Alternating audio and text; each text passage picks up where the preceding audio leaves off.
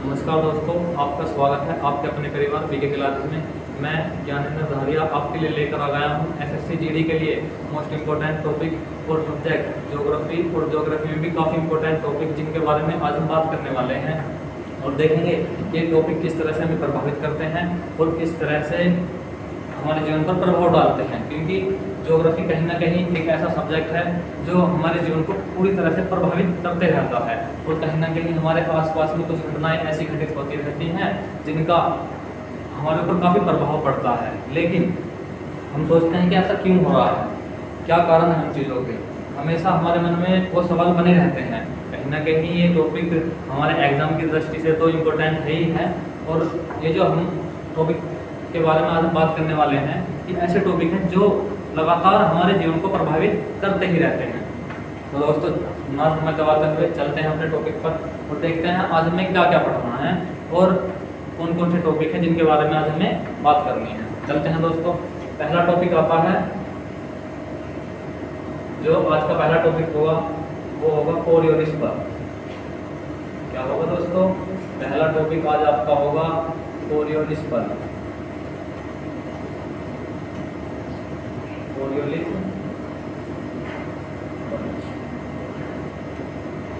तो दोस्तों, कोरियोलिस बल और इसके प्रभाव, इसके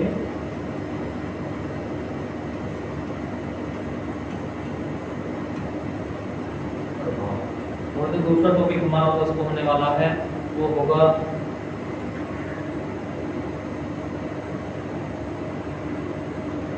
साइक्लोन,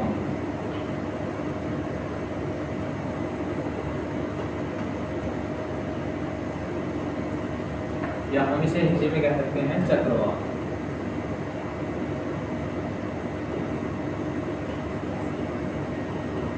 दूसरा टॉपिक दोस्तों हमारा होगा साइक्लोन, या जिसे हम हिंदी में चक्रवात कहते हैं। और जो हमारा इससे रिलेटेड तीसरा टॉपिक होगा वो होगा दोस्तों पृथ्वी चक्रवात या फिर एंटी साइक्लोन।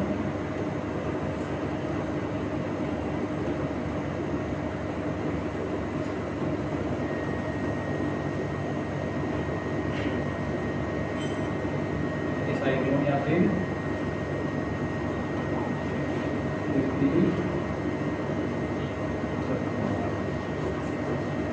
तीसरा टॉपिक दोस्तों हमारा ये होगा जिसके बारे में हमें आज बात करनी है। और जो हमारा चौथा टॉपिक होगा वो होगा दोस्तों विषुव या फिर इक्विनॉक्स। विषुव गैस के प्रभाव।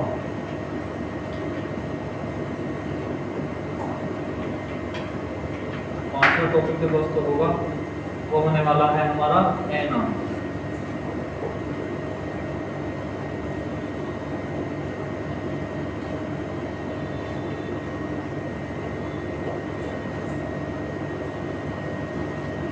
जैसा कि दोस्तों ये टॉपिक हैं, जिन 5 टॉपिक के बारे में आज हमें बात करनी है, ये कहीं ना कहीं टॉपिक एक दूसरे से रिलेटेड हैं। यदि हम इसमें पहला टॉपिक पढ़ेंगे, यदि हम यहाँ पर कोरियोलिस बल पढ़ लेंगे तो फिर हमारे ये साइक्लोन समझ में आएगा। यदि हम साइक्लोन समझेंगे तो हमारे पृथ्वी साइक्लोन समझ में आएगा। तो दोस्तों, यदि हमने इन टॉपिक को स्टेप बाय स्टेप पढ़ते हैं तो ही हमारी ये चीज़ें समझ में आने वाली हैं, अन्यथा ये चीज़ें हमारी समझ में नहीं आएगी। यदि हम चाहें या सोचें कि हम बीच में से किसी टॉपिक को उठाएंगे और फिर उसको पढ़ लेंगे तो ये चीज़ें कतई हमारी समझ में नहीं आने वाली है। क्योंकि हमारी ज्योग्राफी जो होती है वो एक कहीं ना कहीं कैलकुलेटिव सब्जेक्ट है। यदि हम इसे एक मैथमेटिकल की तरह पढ़ते हैं, स्टेप बाय स्टेप यदि हम इसे पढ़ेंगे तो ज्योग्राफी कहीं ना कहीं बहुत आसान लगने लगेगी और आसान के साथ साथ में काफ़ी समझ में आने लगेगी। और जो हमारे आसपास मौसम की परिघटनाएं होती हैं जो हमारे सर में दर्द करती हैं कि ऐसा क्यों होता है, उन सब सवालों का जवाब हमारी ज्योग्राफी हमें दे सकती है। ज्योग्राफी और फिजिक्स ये तो सब्जेक्ट ऐसे हैं जो हमारे जीवन को प्रभावित करते हैं और कहीं ना कहीं हमारे आसपास होने वाली घटनाएं जिनके बारे में हम अपने मम्मी पापा से पूछते हैं कि पिता जैसा क्यों होता है, मम्मी जैसा क्यों होता है, वो हमें गांव में होने वाली कहावत बताते हैं। लेकिन कुछ होते हैं जो ज्योग्राफी से संबंधित बातें बता देते हैं। होता क्या है दोस्तों, आसपास होने वाली सब घटनाओं की जिम्मेदार क्या होती है? सब तो उत्तर हमारी ज्योग्राफी के अंदर और फिजिक्स के अंदर मिल जाता है। हम फिजिक्स को तो काफ़ी अच्छी तरह से पढ़ लेते हैं, लेकिन ज्योग्राफी को हम हल्के में ले लेते हैं और सोचते हैं कि हम इसको तो एमसीक्यू के थ्रू कर लेंगे, एमसीक्यू के जरिए कर लेंगे, लेकिन ऐसा बिल्कुल नहीं है। ज्योग्राफी एक ऐसा सब्जेक्ट है, यदि हमने उसको थ्योरी के द्वारा कंप्लीट करा है तो हम उसको समझ सकते हैं, अन्यथा वो हमारी समझ में बिल्कुल नहीं आने वाला है। यदि कोई ये कहता है कि ज्योग्राफी को बिना थ्योरी के जरिए पढ़ाई समझ में आ जाएगा, तो ऐसा मैं तो मानता हूँ कि ऐसा नहीं हो सकता। तो दोस्तों ज़्यादा समय ना गवाते हुए चलते हैं अपने टॉपिक पर। तो पहला टॉपिक दोस्तों क्या है हमारा? पहला टॉपिक है हमारा कोरियोलिस बल व इसके प्रभाव। कोरियोलिस बल व इसके प्रभाव।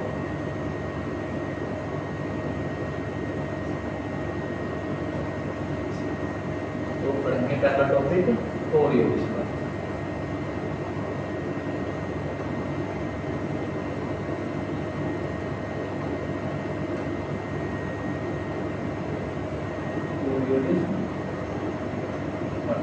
दोस्तों होता क्या है कि कोरियोलिस बल होता क्यों उत्पन्न है, किस कारण ये उत्पन्न होता है? ये जो बल है ये हमारी पृथ्वी के निरंतर लगातार अपने अक्ष पर घूमने के कारण ये कोरियोलिस बल उत्पन्न होता है। और ये कई तरह से हमारी पृथ्वी के उत्तरी गोलार्ध और दक्षिणी गोलार्ध में चलने वाली हवाओं को प्रभावित करता है। और जब हमारी हवाएं प्रभावित होंगी तो कई तरह की घटनाएं भी प्रभावित होती हैं, जाहिर सी बात है। तो देखिए ये होता क्यों उत्पन्न है, इसका कारण क्या है उत्पन्न होने का? तो लिखेंगे यह है बल, यह बल पृथ्वी के अपने अक्ष पर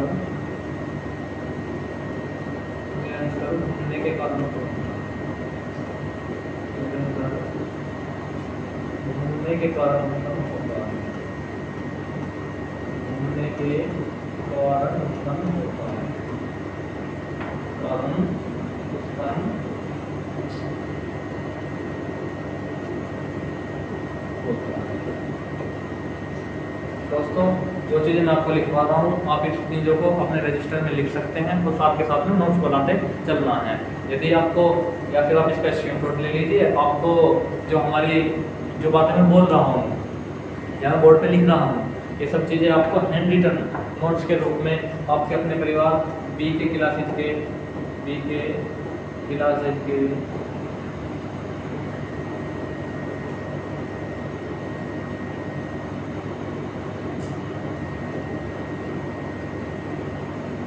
जो आपका अपना परिवार है बी के क्लासेज के टेलीग्राम पर मिलने वाली है। कहाँ पर मिलने वाली है दोस्तों?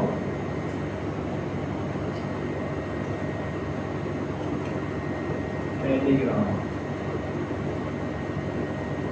बी के क्लासेज के टेलीग्राम पर चैनल पर आपको ये सब पीडीएफ मिल जाएंगे, इसका कोई भी प्राइस नहीं है। तो दोस्तों मेरा मानना यह है कि आप अपने नोट्स भी साथ के साथ बनाते चलिए, जो बातें मैं बोल रहा हूँ कम से कम उन बातों को थोड़ा बहुत तो लिखते चलिए, क्योंकि यदि आप उन चीज़ों को लिखते चलेंगे तो आपकी चीज़ें साथ के साथ याद होती चलेंगी। चलते हैं दोस्तों। तो यह बल क्या होता है, जब पृथ्वी निरंतर अपने अक्ष पर घूमती रहती है। देखिए पृथ्वी इस तरह से है, ये क्या है हमारी पृथ्वी, और ये हमारी 0 डिग्री लाइन है।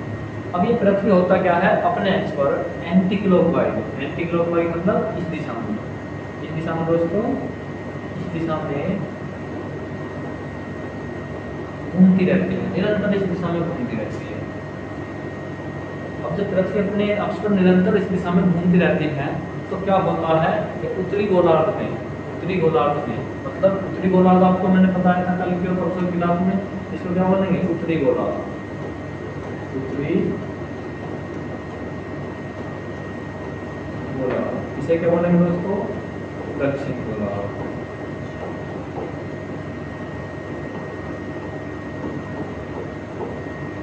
उत्तरी गोलार्ध में चलने वाली हवा या कोई भी वस्तु की गति हम यदि उत्तरी गोलार्ध में देखेंगे तो अपने दाईं साइड हो जाएगी।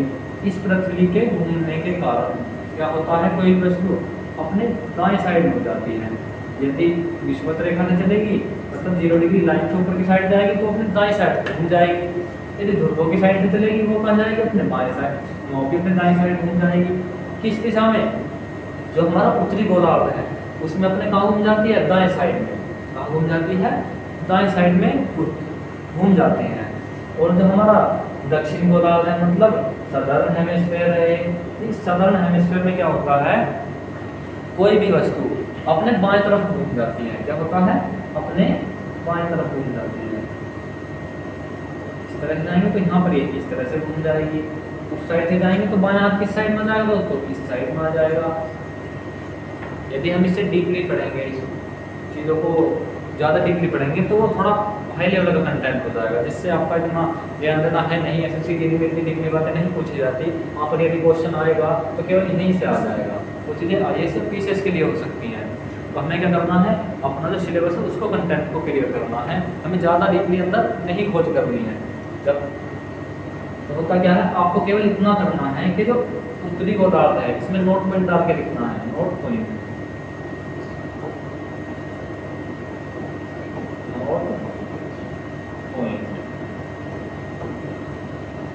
नोट पॉइंट 1 डाल के लिखना है। इस चित्र को आप बना लीजिए अपने रजिस्टर में और लिखना है आपको साथ के साथ में कि उत्तरी गोलार्ध में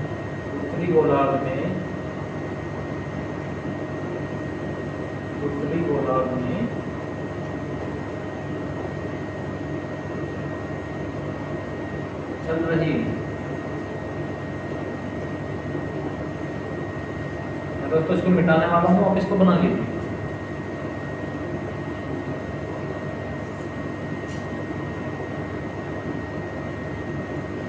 उत्तरी गोलार्ध में चल रही वायु या किसी वस्तु पर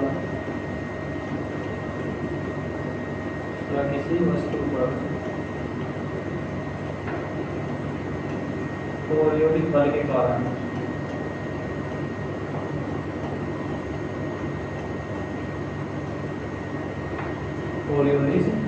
बल के कारण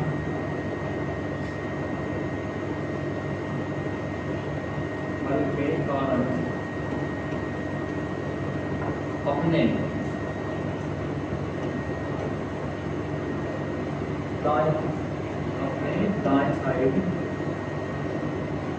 दाएं तरफ बल लगता है।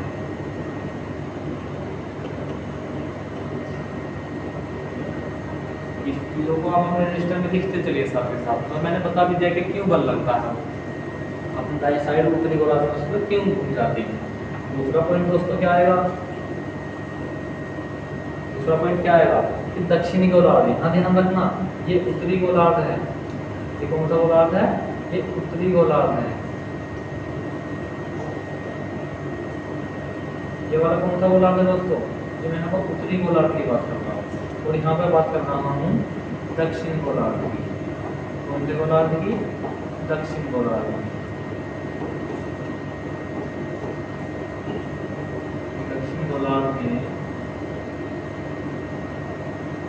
दक्षिण गोलार्ध में चल रही वायु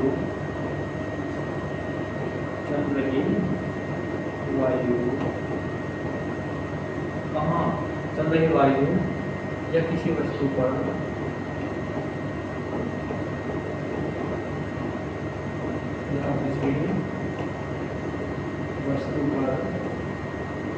अपने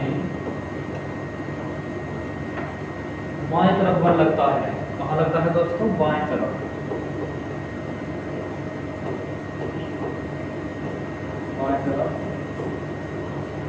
बल लगता है।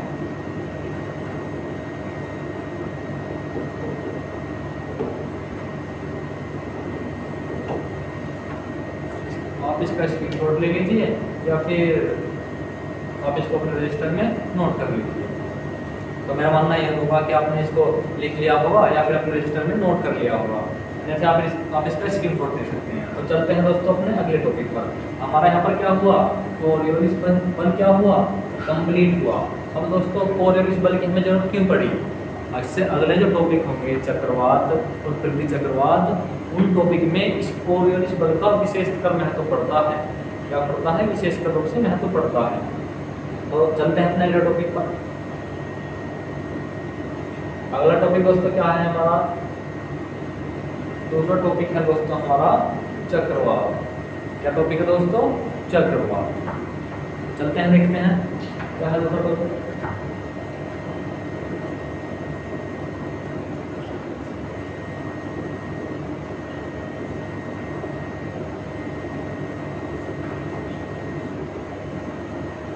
चक्रवात या फिर इसको क्या बोलते हैं कि साइक्लोन।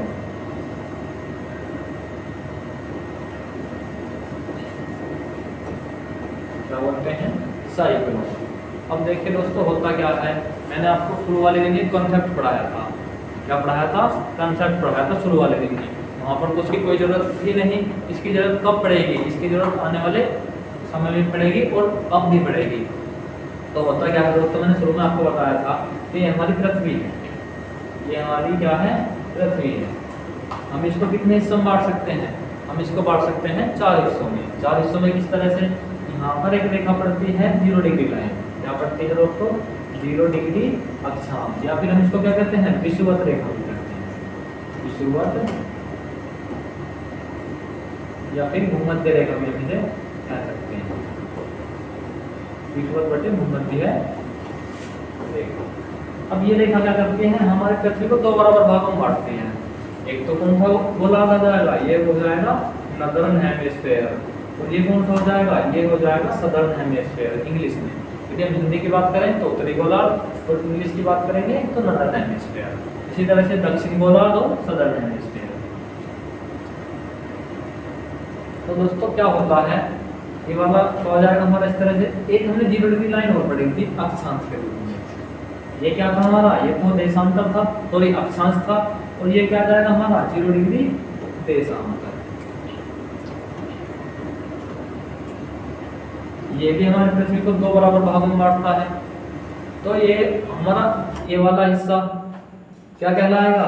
जब ये हमारा उत्तर की दिशा में है और ये वाला हमारा उत्तर में पूर्व की दिशा में है, तो हम इसे क्या कह सकते हैं? उत्तर पूर्व। इसे क्या कह सकते हैं हम? उत्तर पश्चिम। इसे क्या कह सकते हैं हम? दक्षिण पूर्व। और इसी तरह से क्या कह सकते हैं हम? दक्षिण पश्चिम। अब आप एक बात बताइए, जो हमारा भारत है इन 4 हिस्सों में से जो एक ये है,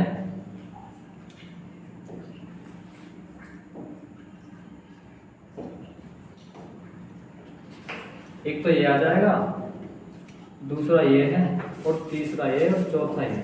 अब हमें बताइए कि जो हमारा भारत है इन 4 हिस्सों में से किस गोलार्ध में पड़ता है? हमने अपने गोला उसको मैं आपको 4 हिस्सों में बांट लिया जो हमारा ग्लोब है। अब आप हमें एक बात बताइए, हमारा जो भारत है वो किस दिशा में पड़ता है? तो मैं आपको बता दूं, हमारा भारत उत्तरी पूर्वी गोलार्ध में पड़ता है। कहाँ पड़ता है? उत्तरी पूर्वी गोलार्ध में। उत्तरी पूर्वी गोलार्ध में हमारा भारत पड़ता है। इस चीज की आपको साइक्लोन में जरूरत पड़ने वाली है। बनाएंगे अपने भारत का चित्र, दक्षिण भारत की जरूरत पड़ेगी हमें।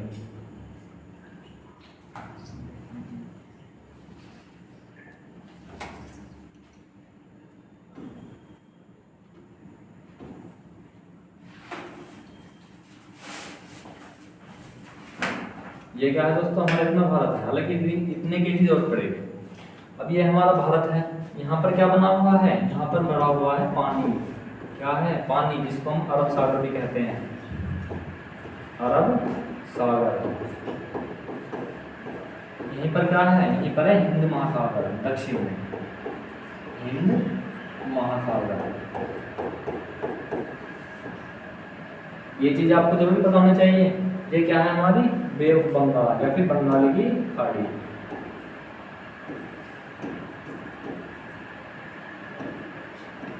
अब दोस्तों आप एक बात बताओ, ये हमारा भारत है और यहाँ से निरंतर क्या पड़ रही है? इसके ऊपर सूरज की किरणें पड़ रही हैं। कहाँ पड़ रही हैं? यहाँ भी पड़ रही हैं, यहाँ भी पड़ रही हैं, और इस पानी पर भी पड़ रही हैं। कहाँ पड़ रही हैं? इस सारे पानी पर भी क्या पड़ रही है? हमारी सूरज की किरणें पड़ रही हैं इस पानी पर। तो मैं आपसे एक बात पूछूं, ये क्या है? हमारी भूमि है, और इसके आसपास ये भरा हुआ जितना भी क्षेत्र है, ये सब क्या है दोस्तों? ये सब पानी है कि नहीं है? पानी है कि नहीं है? ये इसके आसपास भरा हुआ सारा क्षेत्र पानी का है। तो आप एक बार बताइए, आप अपने आसपास तालाब भी देखे होंगे, और जो तालाब के पास वाली भूमि भी देखी होगी। तो जब सूरज की किरणें पड़ती हैं तो मैं आपसे एक बात पूछूं कि सूरज की किरणें पड़ने के बाद में जल्दी इनमें से कौन सी चीज़ें गर्म होंगी? कौन सी चीज़ें जल्दी गर्म होंगी बताओ? पानी वाला क्षेत्र जल्दी गर्म होगा या फिर भूमि वाला क्षेत्र जल्दी गर्म होगा? बताओ कौन सा क्षेत्र गर्म होगा? तो मेरा मानना यह है कि आप सभी को पता होगा कि हमारा जो पानी है वो भूमि के मुकाबले देर से गर्म होता है। क्या होता है? देर से गर्म होता है और देर से ही ठंडा होता है। तो मेरा मानना यह है कि भूमि जल्दी गर्म होती है पानी के मुकाबले। क्या होता है? भूमि जल्दी गर्म हो जाती है पानी के मुकाबले। मेरी आप बातों को लिखते रहिए, जो मैं बातें बोल रहा हूँ आप इन चीज़ों को अपने नोट पॉइंट में बना करके लिख सकते हैं। तो क्या होती है? भूमि जल्दी गर्म हो जाती है। अब भूमि जल्दी गर्म हो जाएगी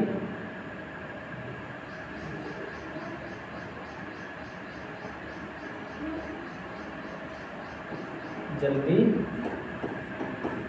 गर्म हो जाएगी। पानी क्या होगा? ये देर से गर्म होगा। पानी क्या होगा? देर से गर्म होगा और भूमि जल्दी गर्म हो जाएगी। तो हमें क्या करना है?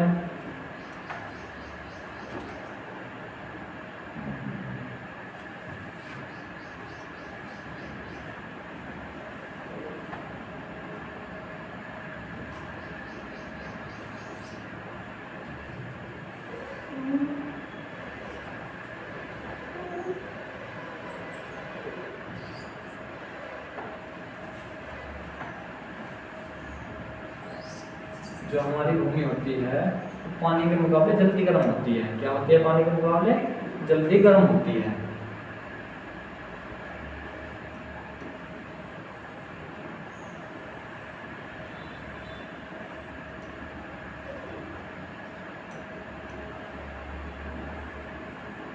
पानी के मुकाबले क्या होती है? भूमि जल्दी गर्म हो जाती है।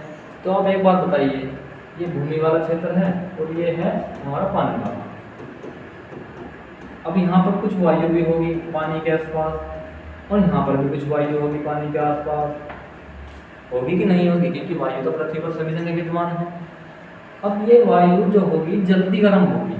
पानी के क्षेत्र वाली वायु क्या होगी? जल्दी गर्म होगी, मतलब पानी वाष्प के रूप में बदलने लगेगा। और जब पानी वाष्प के रूप में बदलने लगेगा और धीरे धीरे भूमि तो हमारी पहले ही गर्म हो चुकी, ये भूमि वाली वायु तो क्या हुआ? ये पहले ही गर्म हो चुकी। आपने देखा होगा कि जो गर्म वायु है वो जल्दी गर्म होकर के ऊपर उठनी शुरू हो जाती है। जो हमारे घर की विंडो वगैरह होती है इसमें एक ऊपर वाला खाना होता है, वहाँ से गर्म वायु निकलनी शुरू कर देती है, क्योंकि जो वायु गर्म होकर के ऊपर उठती है और ठंडी वायु नीचे प्रेशर बनाती है। क्या होता है? ठंडी वायु प्रेशर बनाती है नीचे की तरफ और गर्म वायु गर्म होकर के ऊपर चलने लगती है। तो ये वायु पहले गर्म हुई। क्या हुआ? पहले गर्म हुई और ऊपर उठने लगी। भूमि वाली वायु क्या हुआ?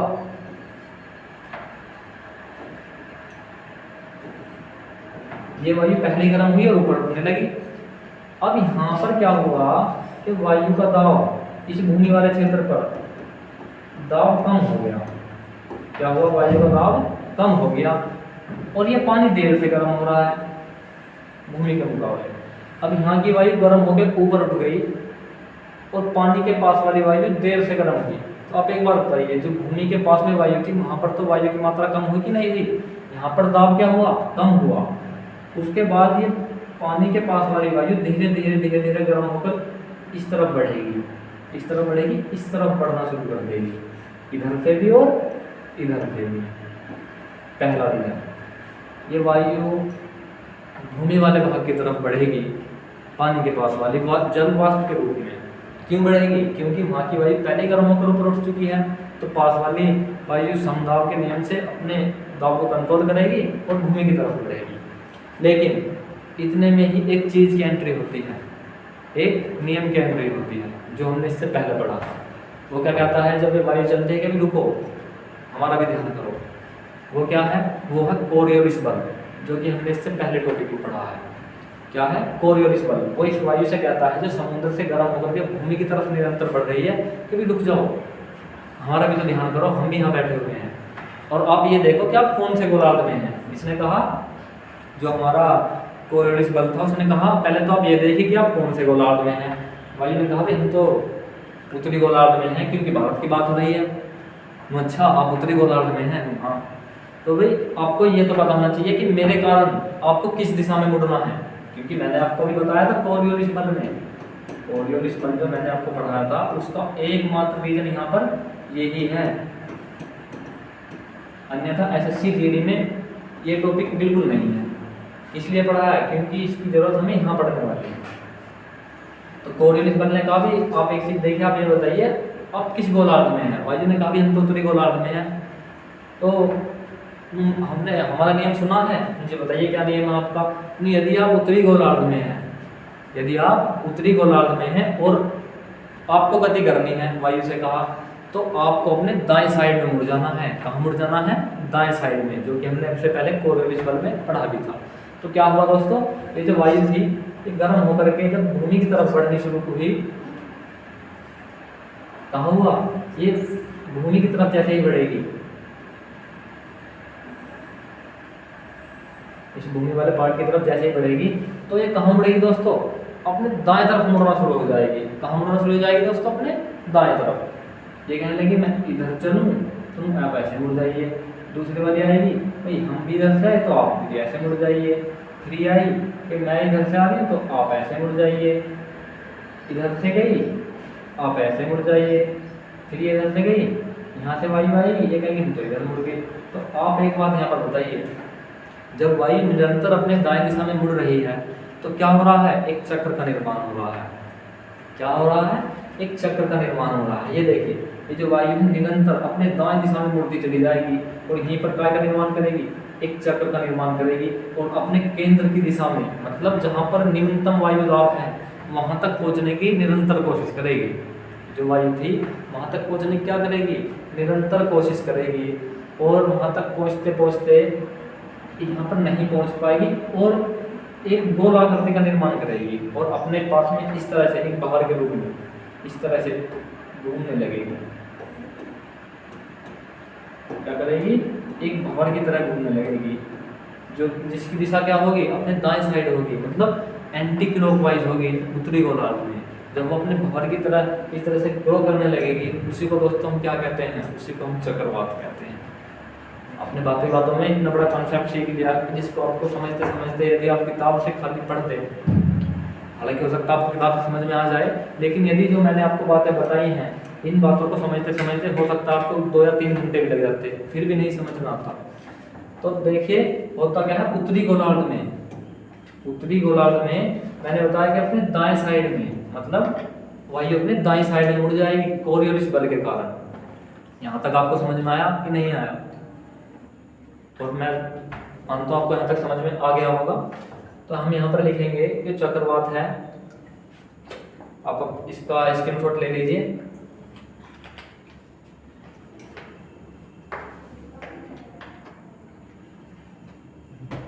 साइक्लोन,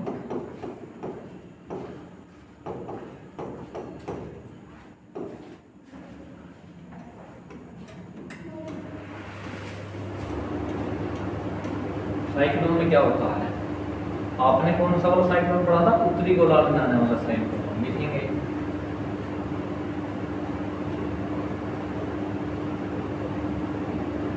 जब वायु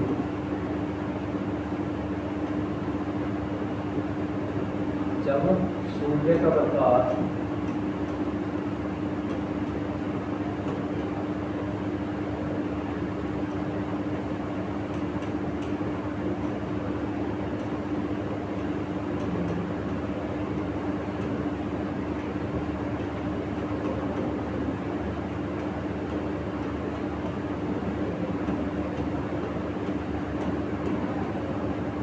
जब सूर्य का प्रकाश भूमि व जलीय क्षेत्र पर पड़ा तो क्या हुआ? वायु गर्म होकर कहाँ उठने लगी? ये वायु गर्म होकर, वायु गर्म हुई और ऊपर उठने लगी। इस साइन का मतलब है कि वायु गर्म हुई और ऊपर उठने लगी। तीसरा नोट पॉइंट लिखेंगे, भूमि वाला भाग जल्दी गर्म होगा, भूमि वाला भाग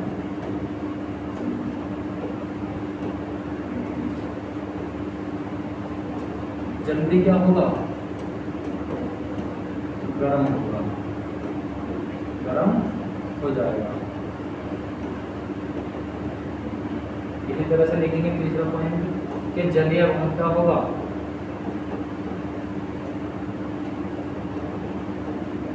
जलीय भाग देर से गर्म होगा।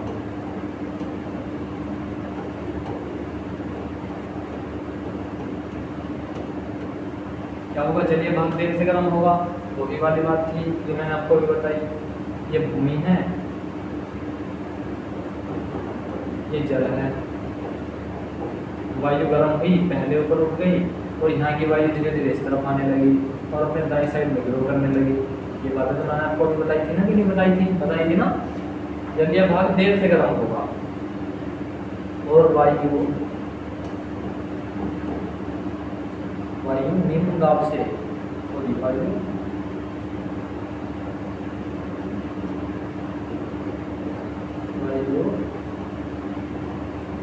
उच्च दाब से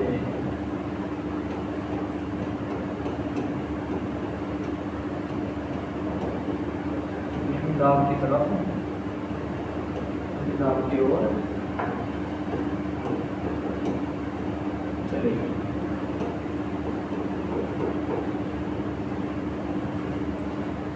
पॉइंट लिखेंगे। पांचवा पॉइंट क्या था दोस्तों, पांचवा पॉइंट था कि यहीं पर कोरियोलिस बल की उत्पत्ति हो, सॉरी आना, यहाँ पर क्या था, कोरियोलिस बल आ जाता है। और क्या तो है कि बहन जी हमारी भी सुनो, क्या सुनो कि बहन जी अब हमारी भी सुन लीजिए। वायु को कोरियोलिस बल ने कहा था, क्योंकि आप ये देखिए आप कौन से गोलार्ध में हैं। तो वायु ने कहा भाई हम तो उत्तरी गोलार्ध में हैं, तो हमने आपको बताया था कि उत्तरी गोलार्ध में यदि आप चल रही हैं तो आपको अपने दाएं साइड मुड़ना होगा। कहाँ मुड़ना होगा, दाएं साइड मुड़ना होगा। तो लिखेंगे उत्तरी गोलार्ध में, या फिर मैं आपको इंग्लिश में लिख सकता हूँ नदर्न हेमिस्फीयर। उत्तरी गोलार्ध में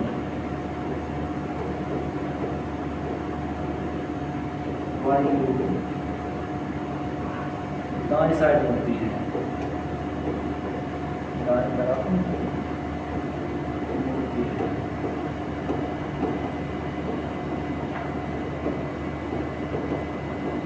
अब इसका स्क्रीनशॉट ले लीजिए या फिर अपने, मेरा मानना तो ये होगा कि स्क्रीनशॉट से ना लेकर आप अपना रजिस्टर एक कॉपी पेंसिल लेकर बैठे होंगे और आप इन चीज़ों को साथ के साथ लिख भी रहे होंगे।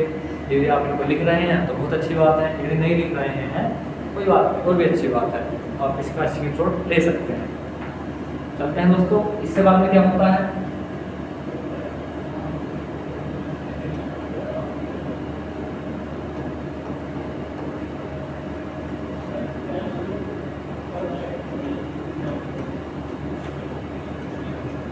चक्रवात में क्या होता है, इतनी बातें आपने लिख ली। लिखेंगे चक्रवात की कुछ खास बातें, चक्रवात की कुछ खास बातें। चक्रवात यदि आएगा कहाँ पर,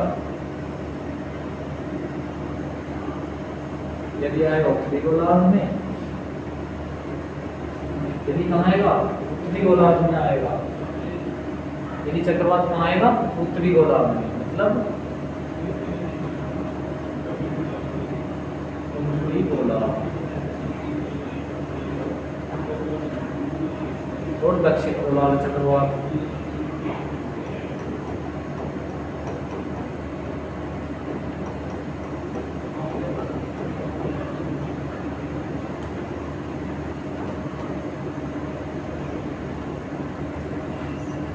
अब बताओ चक्रवात यदि उत्तरी गोलार्ध में आएगा, ये हमारा क्या है, उत्तरी गोलार्ध है। क्या था ये हमारा, उत्तरी गोलार्ध। ये क्या था हमारा दोस्तों, दक्षिणी गोलार्ध। बताइए दोस्तों, यदि चक्रवात उत्तरी गोलार्ध में आएगा तो इसकी दिशा कैसी होगी। मैंने आपको अभी बताया था कि यदि चक्रवात उत्तरी गोलार्ध में आता है तो इस तरह से घूमने लगता है। यहाँ से वायु आएगी, इस तरह ग्रो करेगी, यहाँ से आएगी, इस तरह ग्रो करेगी, यहाँ से आएगी, इस तरह ग्रो करा, यहाँ से वायु आई, इसमें इस तरह ग्रो करा, यहाँ से वायु आई, इसमें इस तरह ग्रो करा। तो क्या हुआ दोस्तों, धीरे धीरे धीरे धीरे एक और का निर्माण हुआ था। तो लिखेंगे उत्तरी गोलार्ध में, नोट पॉइंट डाल करके कि नदर्न हेमिस्फीयर में, नदर्न हेमिस्फीयर में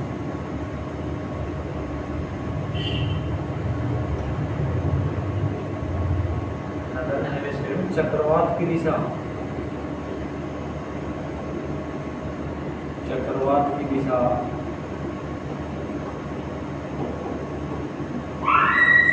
कैसी होती है? चक्रवात की दिशा एंटी क्लॉकवाइज होती है नॉर्दर्न हेमिस्फीयर में, एंटी क्लॉकवाइज होती है, एंटी क्लॉकवाइज होती है। लिख लीजिए इसको। यहीं पर बात आती है दक्षिणी गोलार्ध में यदि चक्रवात आएगा, क्या आएगा? दक्षिण गोलार्ध में यदि चक्रवात आएगा तो कैसे होगा? यहाँ पर इसका विपरीत होता है। यहाँ पर किस दिशा में मुड़ी थी वायु? यहाँ पर कोरियोलिस बल के कारण वायु किस दिशा की तरफ गई थी? यहाँ पर गई थी दाएं साइड में। अब बात आती है यहाँ पर वायु कहाँ मुड़ जाएगी दोस्तों? यहाँ मुड़ जाएगी, यहाँ से ये निम्न दाब क्षेत्र है, ये कैसा क्षेत्र था? निम्न दाब। ये कैसा था? उच्च दाब।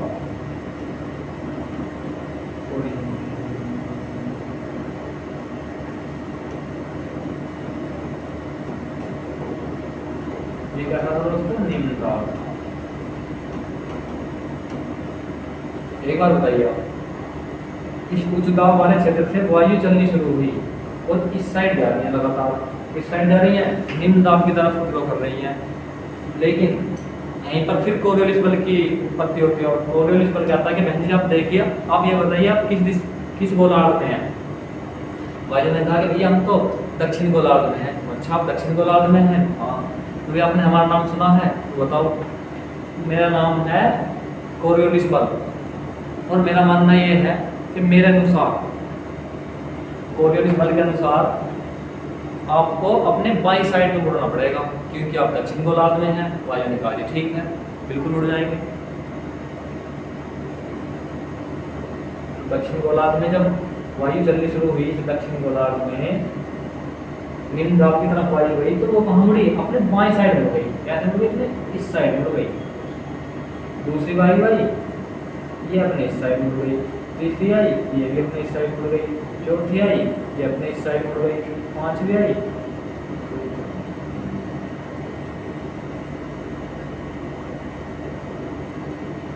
आई, ये वो भी अपने इस साइड मुड़ जाएगी।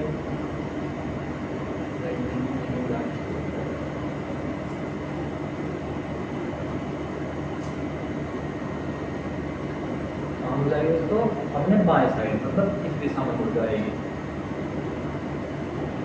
यहाँ से आएगी, ये अपने बाएं साइड मुड़ गई। ये आई, ये भी अपने बाएं साइड मुड़ गई। और इसी तरह से क्या हुआ?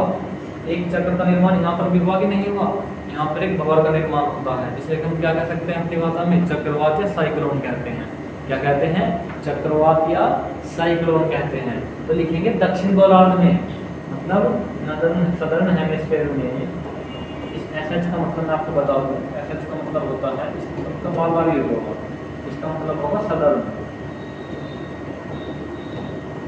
और एच का मतलब होगा हेमिस्फीयर।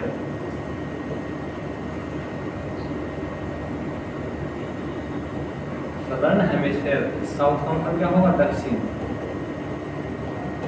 इसका मतलब होगा गोलार्ध। पॉइंट को आपने नोट पॉइंट में बराबर में लिख सकते हैं। तो दक्षिण गोलार्ध में लिखेंगे सदर्न हेमिस्फीयर में चक्रवात की दिशा कहाँ होती है?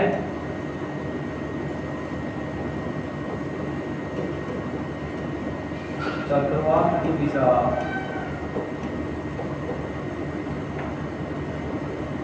अपने क्लॉकवाइज होती है।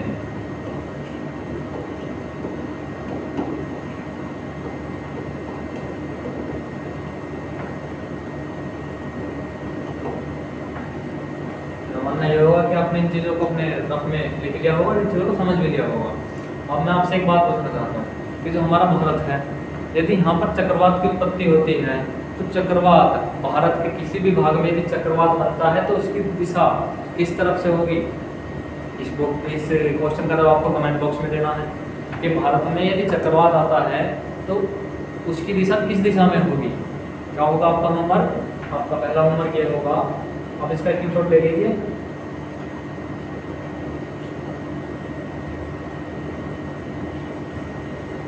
आपको दो क्वेश्चनों का जवाब कमेंट बॉक्स में देना है। पहला क्वेश्चन क्या है? पहला क्वेश्चन होगा भारत में आने वाले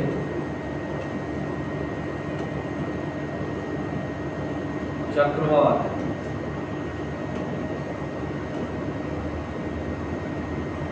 किस प्रवृत्ति के होते हैं, किस दिशा में चलते हैं।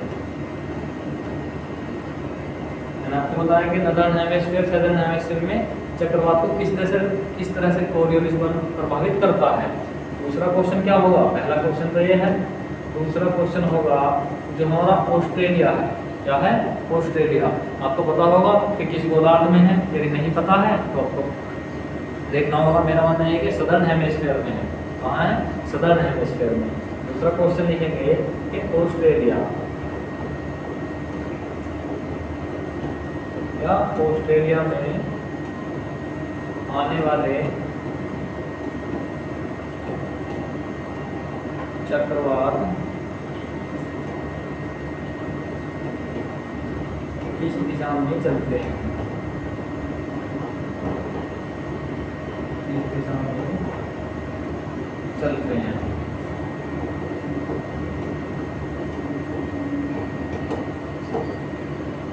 इस तरह से क्वेश्चन आते हैं। यदि कांस्टेबल के एग्जाम में भी हालांकि अब तरह से क्वेश्चन आने लगे हैं, लेकिन जो पीसीएस वगैरह के क्वेश्चन आते हैं वहाँ पर किसी एक नियत स्थान का नाम दे दिया जाता है। ये नहीं पूछता कि वो किस महाद्वीप में है, किसी एक नियत स्थान का नाम दे दिया जाता है और पूछता है कि वहाँ पर चक्रवात किस दिशा में चलेंगे, किस दिशा से बनेंगे। तो वहाँ पर क्या लगता है, कॉन्सेप्ट लगते हैं। क्या लगते हैं, कंसेप्ट लगते हैं। मैं फिर कहता हूँ कि एमसीक्यू जीएस के अंदर इम्पोर्टेंट है, लेकिन यदि आपने थ्योरी को सही से पढ़ा है तो आपको थ्योरी कहाँ मिलेगी, थ्योरी मिलेगी आपको बीके क्लासेस पर। तो दोस्तों इन दो क्वेश्चन का जवाब आपको कमेंट बॉक्स में देना है। कहाँ देना है, कमेंट बॉक्स में देना है। अब चलते हैं अपने अगले टॉपिक पर। अगला टॉपिक क्या होगा दोस्तों, एंटी साइक्लोन। एंटी साइक्लोन मतलब क्या हुआ, पृथ्वी चक्रवात।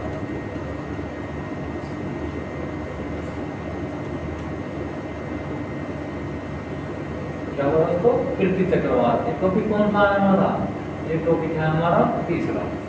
अब पृथ्वी चक्रवात क्या होता है, नाम में लगा हुआ है पृथ्वी मतलब उसका उल्टा। चक्रवात का क्या हुआ यहाँ पर, उल्टा हुआ। तो जो बातें चक्रवात में है ठीक उसकी उल्टी बातें यहाँ पर होंगी। क्या होंगी, ठीक उसकी विपरीत बातें यहाँ पर होंगी। अब होगा क्या, देखो हमें फिर वही बातें समझनी है। क्या, ये हमारी पृथ्वी है और हमने इसको 0 डिग्री लाइन से 2 बराबर भागों में बांट दिया। ये हमारी 0 डिग्री लाइन, या किसे कह सकते हैं भूमध्य रेखा। क्या कह सकते हैं, भूमध्य रेखा या फिर विषुवत रेखा। हम इसे भूमध्य रेखा या विषुवत रेखा भी कहते हैं। ये हमारी पृथ्वी को बराबर 2 भागों में बांट रही है।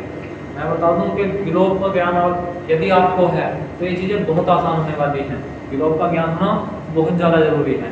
तो विषुवत रेखा क्या कर दिया है, हमारे इसको बराबर 2 भागों में बांट रही है। तो चलते हैं अपने पहले टॉपिक पर, पृथ्वी चक्रवात, एंटी साइक्लोन। अब एंटी साइक्लोन में क्या होता है कि जो हमारा उत्तरी गोलार्ध है, क्या है, उत्तरी गोलार्ध। उत्तरी गोलार्ध मान लीजिए मैंने आपको बताया था कि भारत कहाँ पर है, भारत यहीं पर है। इस तरह से कर यहीं पर क्या हुआ, भारत उत्तरी पूर्वी गोलार्ध में है, मतलब उत्तरी गोलार्ध में है। तो हम भारत की बातें करते हैं यहाँ, तो आपको अच्छे से समझ आएगा। तो यदि जो हमारा भारत है ये उत्तरी गोलार्ध में है,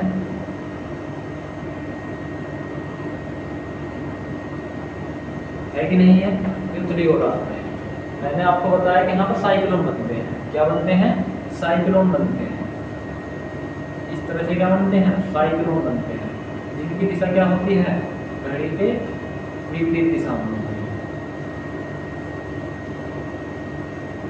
क्या होती है, घड़ी के विपरीत दिशा में होती है।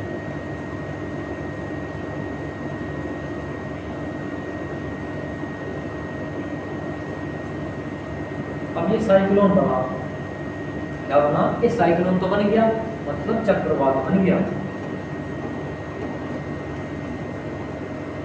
चक्रवात बन गया। अब चक्रवात बना क्यों था, क्योंकि यहाँ पर सूर्य के प्रकाश के कारण क्या हुआ था, वायु गर्म होकर यहाँ के ऊपर उठ गई थी। क्या हुआ, वायु ऊपर उठ गई थी, गर्म हो चुकी। यहाँ की वायु क्या थी, भूमि जल्दी गर्म हुई थी और समुद्र क्या हुआ था, देर से गर्म हुआ था। तो यहाँ की वायु ने वायु दाब को नियत करने के लिए, इसलिए वायु दाब को नियत करने के लिए या फिर बराबर रखने के लिए इस दिशा की तरफ मूव करा था। कहाँ करा था, इस दिशा की तरफ मूव करा था, जिस कारण चक्रवात की उत्पत्ति हुई थी। ये चीज़ आपको बताई थी मैंने अभी, ये चीज़ तो आपको दोबारा बताने की जरूरत नहीं है। तो ऐसा हुआ, लेकिन कुछ टाइम बाद क्या हुआ, सूर्य का प्रकाश धीमा पड़ गया। क्या हुआ, धीमा पड़ा। जब सूर्य का प्रकाश धीमा हुआ तो यहाँ की जो वायु थी वो तो इधर गति कर चुकी थी साइक्लोन के लिए, दाब को बराबर करने के लिए इस साइड में गति कर चुकी थी। अब यहाँ पर इसका उल्टा होता है, यहाँ पर तो होता है उच्च वायु दाब, उच्च वायु दाब। देख रहे हैं ना, एंटी साइक्लोन की बात हो रही है। एंटी साइक्लोन में यहाँ पर उच्च वायु दाब है जब चक्रवात बन चुका था, उसके बाद की स्थिति होती है जब एंटी साइक्लोन आते हैं। तो उच्च वायु दाब के कारण क्या हुआ, ये भूमि वाला क्षेत्र है, यहाँ पर क्या हुआ दोस्तों, उच्च वायु दाब हुआ इस भूमि वाले भाग पर। और ये जो हमारा समुद्र का भाग है, बंगाल की खाड़ी, सॉरी अरब सागर वाला जो भाग है, या बंगाल की खाड़ी भी सब कहते हैं, बे ऑफ बंगाल कहते हैं, बे ऑफ बंगाल, हम बे ऑफ बंगाल कहते हैं। ये हमारा हिंद महासागर, क्या है ये हमारा हिंद महासागर है। तो हुआ क्या, यहाँ पर उच्च वायु दाब है, लेकिन सूर्य का प्रकाश धीमा हुआ और यहाँ की सारी वायु कहाँ चली गई, इस चक्रवात के लिए चली गई, एंटी साइक्लोन बनाने के लिए और वायु दाब को नियत करने के लिए। लेकिन अब तो इसका उल्टा हो गया, यहाँ पर उच्च वायु दाब है, लेकिन यहाँ पर क्या हुआ, यहाँ पर निम्न वायु दाब हो गया। क्या हुआ, निम्न वायु दाब हुआ। क्या हुआ दोस्तों, निम्न वायु दाब हुआ। क्या हुआ, समुद्र यानी जल वाले भाग में निम्न वायु दाब की उत्पत्ति होती है, और जो भूमि वाला भाग है वहां पर पहले से उच्च वायु दाब मौजूद है। तो ये जो हवा है साइक्लोन वाली, जो निरंतर यहाँ से इस तरह से गति कर रही है, इस तरह से जो मूव कर रही है, अब ये इस निम्न वायु दाब वाले की तरफ भागना शुरू करेगी। कहाँ शुरू करेगी, निम्न वायु दाब, मतलब पानी की साइड भागना शुरू करेगी। अब जैसे ये वापस अपने स्थान पर चलने लगती है जहाँ से आई थी, तो फिर कोरियोलिस पर आता है और कहता है कि बहन जी सुनो, मैं आपको पहले बताया था कि यदि आप उत्तरी गोलार्ध में हैं तो आपको अपने दाएं साइड में मुड़ना पड़ेगा। वायु ने कहा जी मैं तो भूल गए थे, लेकिन आपने याद दिला दिया, अच्छी बात है। तो इस कोरियोलिस बल के कारण जो यहाँ पर आता है, क्या आता है, कोरियोलिस बल, जो मैंने आपको सबसे शुरू में पढ़ाया था। कोरियोलिस बल जो मैंने आपको सबसे शुरू में पढ़ाया था, ये बल वायु से कहता है, जो चक्रवात वाली वायु है, कि यदि आपको उत्तरी गोलार्ध में मूव करना है तो क्या करना होगा, आपको अपने दाएं साइड घूमना होगा। वायु ने कहा जी ठीक है चलते हैं। तो देखते हैं दोस्तों, इतना सब होने के बाद में क्या होता है, ये वायु, ये वाला जो भाग है वायु वाला,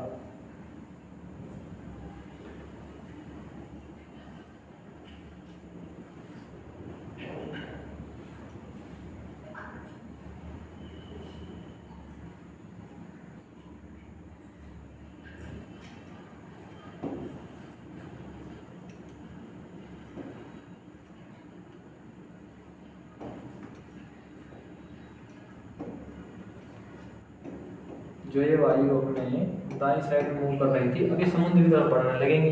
तो कोरियोलिस बल के कारण किस तरफ मुड़ेंगे, अपने दाएं तरफ मुड़ना शुरू कर देंगे। कहाँ मुड़ना शुरू कर देंगे दोस्तों, अपने दाएं तरफ। अब ये जो हवा थी, जो ये भारत वाला भाग है, यहाँ पर जो हवा थी, तो इसका दायां साइड, जो ऊपर वाली वायु है, इसका दायां साइड किस तरफ जाएगा, इसका दायां साइड दोस्तों इस तरफ जाएगा। इस वायु का दायां साइड किस तरफ जाएगा, इस वायु का दायां साइड इस तरफ जाएगा। इस वाली वायु का दायां साइड किस तरफ जाएगा, इस तरफ जाएगा। यहाँ पर आपको एक चीज नजर आई हुई होगी, इस तरह से जब ये ऐसे घूमने लगेगी तो इसका दायां साइड तो इस तरफ हुआ, इसका दायां साइड इस तरफ हुआ, इसका दायां साइड इस तरफ हुआ। तो क्या मैं आपसे पूछ सकता हूँ कि ये जो गति चल रही है वायु की, ये किस दिशा में है। यदि हम इसको यहाँ से इस तरह से बना के देखें तो ये किस दिशा में चल रही है, क्या ये आपको घड़ी की दिशा है कि नहीं है, इस दिशा में घड़ी की दिशा में चल रही है। कहाँ चल रही है, घड़ी की दिशा में चल रही है। यहाँ से आप एक बहुत बड़ा कॉन्सेप्ट सीख गए। इसको समझने के लिए मुझे खुद 2 से 3 दिन लग गए थे, लेकिन आप यहाँ पर थोड़ी देर में ही, लगभग 10 से 15 मिनट में इस कॉन्सेप्ट को सीख चुके हैं कि जो पृथ्वी चक्रवात है, जो पृथ्वी चक्रवात है, यदि वो नदर्न हेमिस्फीयर यानी उत्तरी गोलार्ध में चल रहा है तो उसकी दिशा कैसी होगी? उसकी दिशा घड़ी की दिशा में होगी। कैसी होगी? घड़ी की दिशा में उसकी दिशा होगी। मतलब उत्तरी गोलार्ध में पृथ्वी चक्रवात की दिशा कैसी होती है? घड़ी की दिशा में होती है। आप इस चीज़ का स्क्रीनशॉट ले लीजिए और आप इस चीज़ को अपने रूप में बना सकते हैं। स्क्रीनशॉट ले लेंगे, अच्छी बात है। हालांकि ये सब चीज़ें आपको अपने परिवार पी के क्लासेज, कहाँ पर दोस्तों? पी के क्लासेज, के क्लासेज के टेलीग्राम चैनल पर मिलने वाली है। कहाँ मिलने वाली है? टेलीग्राम के क्लासेज के टेलीग्राम चैनल पर आपको ये सब चीज़ें मिलने वाली हैं। तो इस चैनल को आप टेलीग्राम पर जाकर ज्वाइन कर सकते हैं। मेरा मानना है आज चीज़ को आपने लिख लिया होगा, तो लिखेंगे उसको पृथ्वी चक्रवात में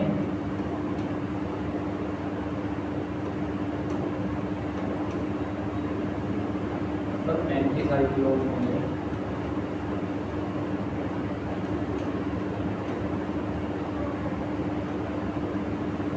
साइक्लोन में एक तरफ लिख लेंगे, फिर वही पहले वाली बात।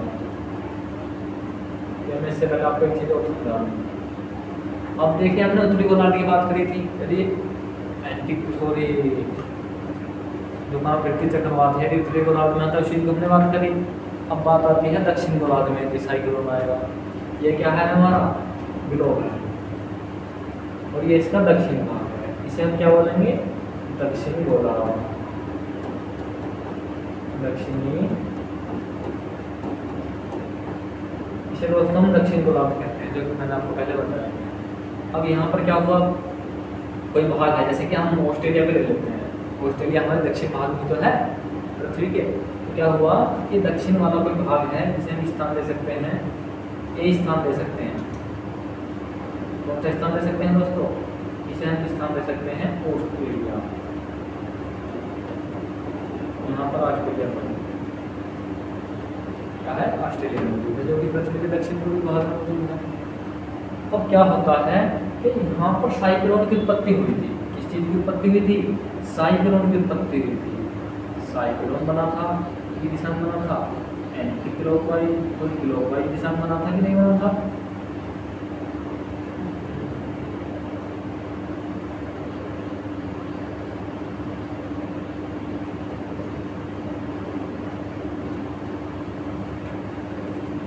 यहाँ पर किस चीज़ की उत्पत्ति हुई थी दोस्तों? इसका बायां साइड किस तरफ आ जाएगा? इस तरफ, क्योंकि क्या हुआ? ये अपने सदर्न हेमिस्फीयर में,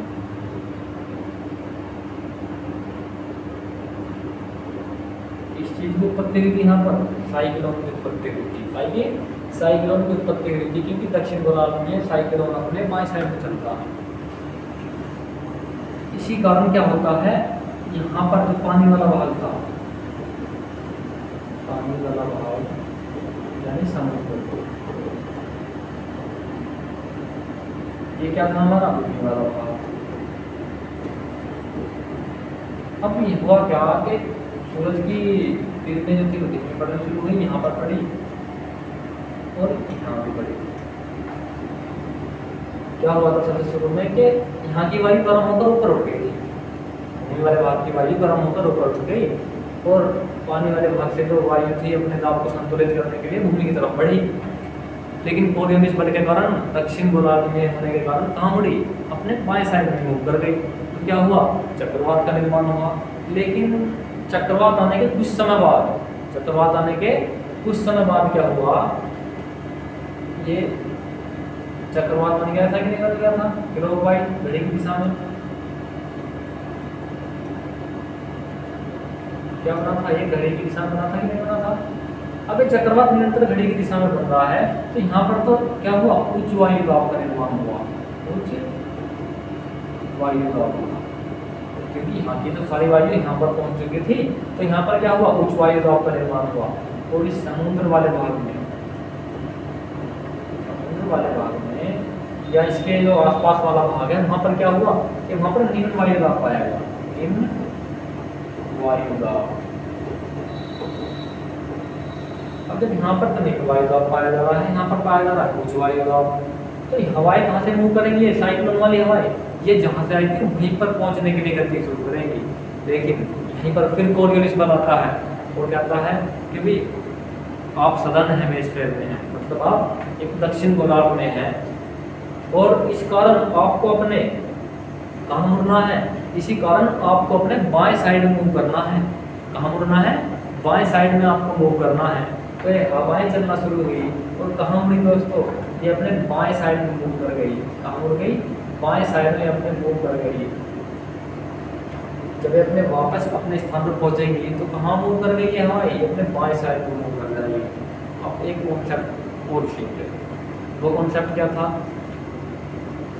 कि जो दक्षिण गोलार्ध में एंटी साइक्लोन आएगा, क्या आएगा, दक्षिण गोलार्ध में यदि एंटी साइक्लोन आता है तो उसकी दिशा कैसी होगी।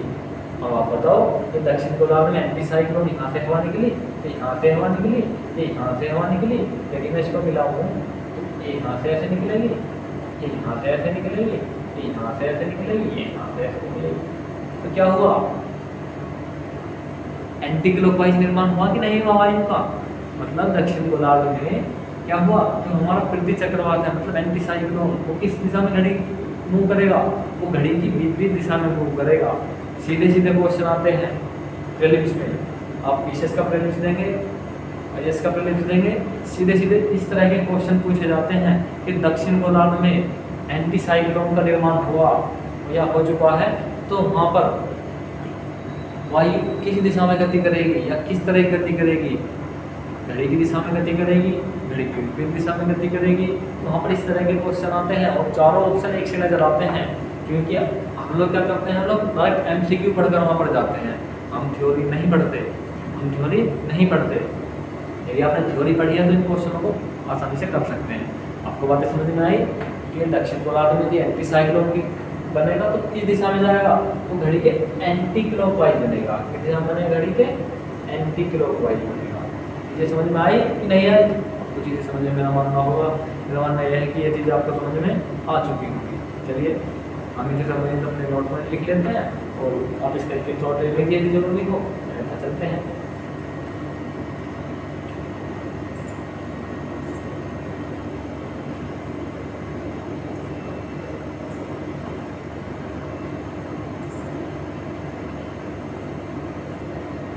लिखेंगे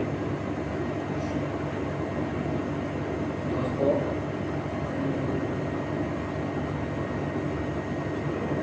देखिए उत्तरी गोलार्ध इधर एक तरफ बना लेंगे, दक्षिण गोलार्ध इधर।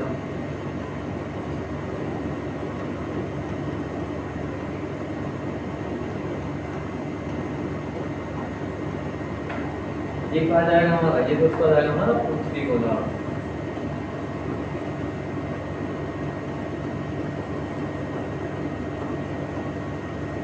हमारा उत्तरी गोलार्ध है, वो क्या है, दक्षिण गोलार्ध है। इसमें पार्ट ए नाम ले सकते हैं, इसे नाम ले सकते हैं पार्ट बी।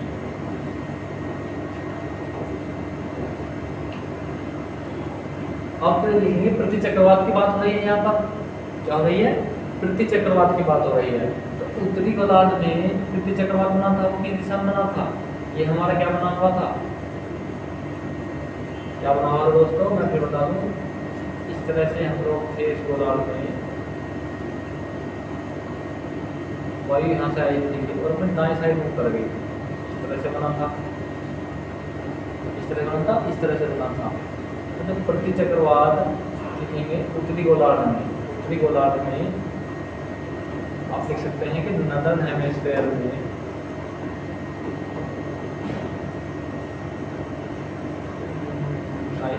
पृथ्वी चक्रवात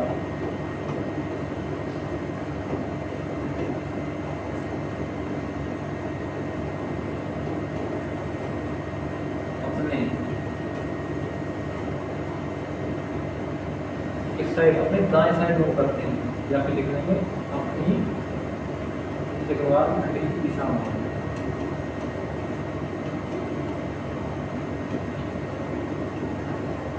घड़ी की दिशा दिशा में गति करने लगते हैं।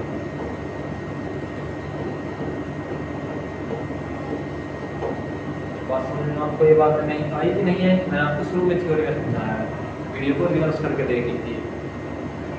बात आती है दक्षिण गोलार्ध में। अब दक्षिण गोलार्ध में क्या होता है, पृथ्वी चक्रवात जो आएगा वो कहाँ आएगा? यदि यहाँ पर घड़ी की दिशा में आया था तो दक्षिण गोलार्ध की मैंने आपको अभी बताया था कि दक्षिण गोलार्ध है, यहाँ पर इस चक्रवात का निर्माण हुआ है। इस चक्रवात का बाएं साइड हवा मूव कर गई थी। इस चक्र का निर्माण इस तरह से हो रहा था कि नहीं हो रहा था? जब हवाएं अपने बाएं साइड मूव करेंगी, यहाँ से निकल करके इस तरह मूव करी थी कि नहीं करी थी? इस तरह से मूव करी थी, इस तरह से, इस तरह से, इस तरह से। तो दक्षिण गोलार्ध में जो पृथ्वी चक्रवात की दिशा होगी वो दोस्तों कैसी होगी? वो अपने घड़ी के विपरीत दिशा में होगी। क्या होगी? घड़ी के विपरीत दिशा में होगी, जो बात मैंने आपको सिद्ध भी करी थी। दक्षिण गोलार्ध में मतलब सदर्न हेमिस्फीयर में पृथ्वी चक्रवात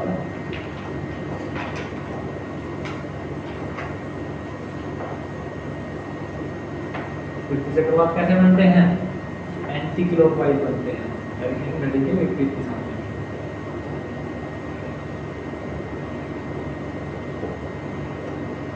घड़ी के विपरीत दिशा में बनते हैं,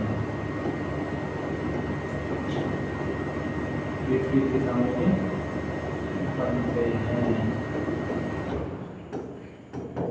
इस चीज का स्क्रीनशॉट ले लीजिए। और आपको हमेशा देखा भी होगा आपने न्यूज पर, भारत के अंदर जो साइक्लोन आते हैं, हालांकि मैंने क्वेश्चन घर को करने के लिए दिया था, लेकिन फिर भी मैं आपको बता दूं, जो भारत के अंदर साइक्लोन या प्रति साइक्लोन आते हैं, यदि भारत में आता है चक्रवात, यदि भारत में क्या आता है? चक्रवात आता है, तो किस तरह से मूव करता है? उत्तरी गोलार्ध में अपने दाएं साइड मूव करेगा। चक्रवात तो घड़ी के विपरीत दिशा में मूव करेगा यदि भारत में आता है, और यदि पृथ्वी चक्रवात आता है वो कैसे मूव करेगा? घड़ी के विपरीत दिशा में मूव कर जाएगा। इन चीजों को आप प्रैक्टिकल रूप में देख भी सकते हैं। स्क्रीनशॉट ले लीजिए या फिर आप इसे लिख लीजिए। चलते हैं दोस्तों अपने अगले टॉपिक पर, या फिर इसी से संबंधित में आप एक बार चित्र बना दूंगा। आपने रफ पेज पर इस तरह से 4 लाइन खींच लीजिए। एक तरफ लिखिए दक्षिण गोलार्ध, या फिर लिख लीजिए दक्षिण गोलार्ध, दक्षिण गोलार्ध। यहाँ पर लिख दीजिए आप उत्तरी गोलार्ध।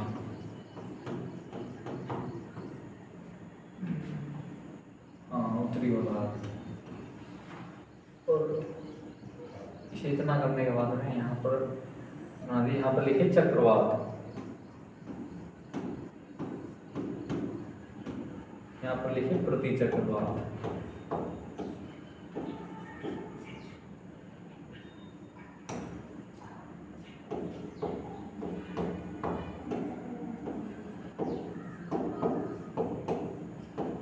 यहाँ पर आप क्या लिख सकते हैं?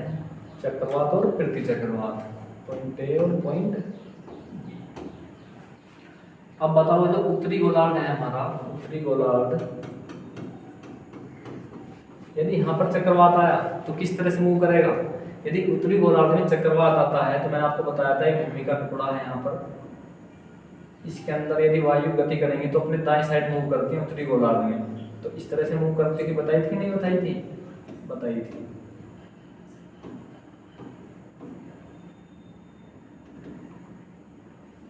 कैसी दिशा है घड़ी की? एंटी क्लॉकवाइज है कि नहीं है? एंटी क्लॉकवाइज है। दूसरा आता है दक्षिण गोलार्ध। क्या आता है?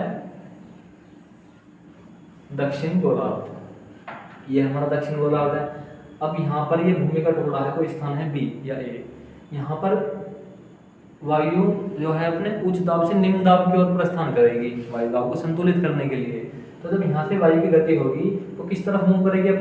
अपने बाएं साइड में मूव करेगी। किस लिए? कोरियोलिस बल के कारण। तो किस साइड मूव करा? इस साइड मूव करा कि नहीं करा? किस साइड मूव करा, इस साइड मूव करा कि नहीं करा, इस साइड मूव करा, और यहाँ से चीज आई इस साइड मूव करा, नेपाल साइड में।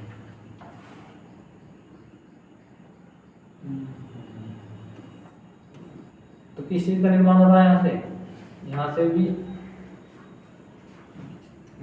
इस साइड इसको बनाना, इस साइड, ठीक है। यहाँ से भी किस चीज का निर्माण हो रहा है, बायां साइड कहाँ बैठेगा इसका, दक्षिण गोलार्ध बायां में जाएगी, कहाँ जाएगी अपने बायां में जाएगी, कहाँ जाएगी अपने बायां में जाएगी, कहाँ में जाएगी भाई अपने बायां में जाएगी, अपने बाएं मुंह कर जाएगी, कहाँ में जाएगी दोस्तों अपने बाएं मुंह कर जाएगी, अपने बाएं मुंह कर जाएगी, बाएं मुंह कर जाएगी। इस चीज का निर्माण होगा, कैसे मूव कर रही है ये चीजें, ये इनकी दिशा आपको इस तरह से नजर आ रही है नीचे की साइड में, तो ये इस तरह से इस दिशा में, किस दिशा में, यहाँ पर तो आ जाएगा, तो यहाँ पर ये अपने इस दिशा में मूव कर रही है कि नहीं कर रही है, यहाँ पर ये अपने इस दिशा में मूव कर रही है। अब बात आती है दक्षिण गोलार्ध सॉरी उत्तरी गोलार्ध में पृथ्वी चक्रवात की। अब पृथ्वी चक्रवात इसके जाहिर सी बात उल्टे होते हैं, ये हमारा क्या है, कोई टुकड़ा है कोई भूमि वाला। अब यहाँ से चक्रवात बनने आरंभ हुए, समुद्र भूमि की बात नहीं हो रही यहाँ पर, केवल यहाँ पर स्पेशली समुद्र के अंदर की बात हो रही है। आप समझ सकते हैं कि जो निम्न उच्च वायु दाब है, निम्न वायु दाब की तरफ वायु मूव करती है, तो क्या हुआ, यहाँ पर भी वही व्यवस्था उत्पन्न होती है। यहाँ पर ये चक्रवात बना हुआ था उत्तरी गोलार्ध में, आपको नजर आ रहा होगा चक्रवात इस दिशा में बना हुआ है, किस दिशा में बना हुआ दोस्तों, इस दिशा में चक्रवात का निर्माण हो रहा है। अब यहाँ पर जो वायु थे, यहाँ निम्न वायु दाब बना, इस चीज को मैं यहाँ पर लिख दूं, यहाँ पर उच्च वायु दाब है, उच्च दाब, यहाँ पर भी उच्च दाब की बात हो रही है, यहाँ पर निम्न दाब है, तो निम्न उच्च दाब से निम्न दाब की ओर वायु प्रस्थान करेगी, तो किस दिशा में जाएगी, यदि दक्षिण सॉरी यदि कहाँ है उत्तरी गोलार्ध की बात हम करें, तो किस दिशा में मूव कर जाएगी अपने दाएं साइड में। अब ये वायु इस तरह जा रही थी, दाएं साइड में मूव कर गई, कहाँ पर मूव कर गई अपने दाएं साइड में, कहाँ मूव कर जाएगी दोस्तों अपने, अब देखना इस तरह से, ये वायु यहाँ से आ रही थी, किस तरह मूव कर जाएगी अपने दाएं साइड में, कहाँ पर मूव कर जाएगी अपने दाएं साइड में, कहाँ मूव कर जाएगी अपने दाएं साइड में। तो चीजें क्लियर हुई कि नहीं, कहाँ मूव कर जाएगी अपने दाएं साइड में, कहाँ मूव कर जाएगी दाएं साइड में, मूव कर जाएगी कि नहीं कर जाएगी, क्योंकि जब निम्न वायु दाब की तरफ चलेगी, बात आती है सदर्न हेमिस्फीयर की या फिर दक्षिण गोलार्ध की।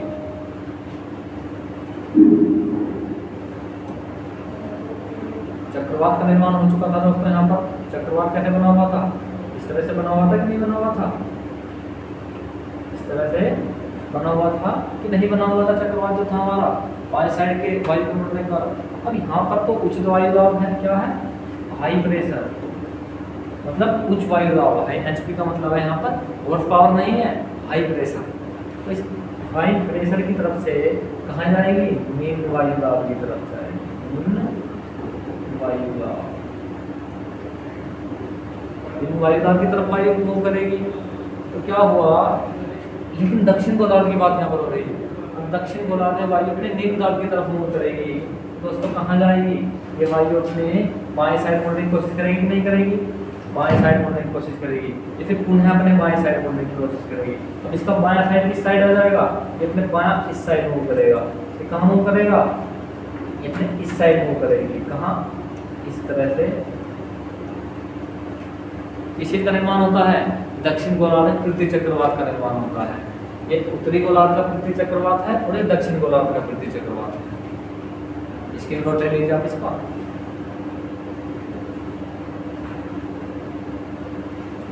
तो हमने अपना तीसरा टॉपिक कंप्लीट कर लिया है। यदि हम चाहें तो इसी टॉपिक के ऊपर यहाँ से 100 से 200 क्वेश्चन बना सकते हैं। यदि हम बात करते हैं यहाँ पर केवल मैं आपको MCQ करा देता भाभी करके क्वेश्चन करा देता तो उससे क्या होता, 10-20 क्वेश्चन हो जाते, आपने बैठ के रटने लगते। लेकिन आपने यहाँ पर कॉन्सेप्ट सीखा, कॉन्सेप्ट सीख लिया, तो कॉन्सेप्ट सीखने के बाद में भी इनसे संबंधित 200-300 कितने भी क्वेश्चन यदि आएंगे तो मेरा मानना ये है कि आप इन क्वेश्चन को कर ले जाएंगे।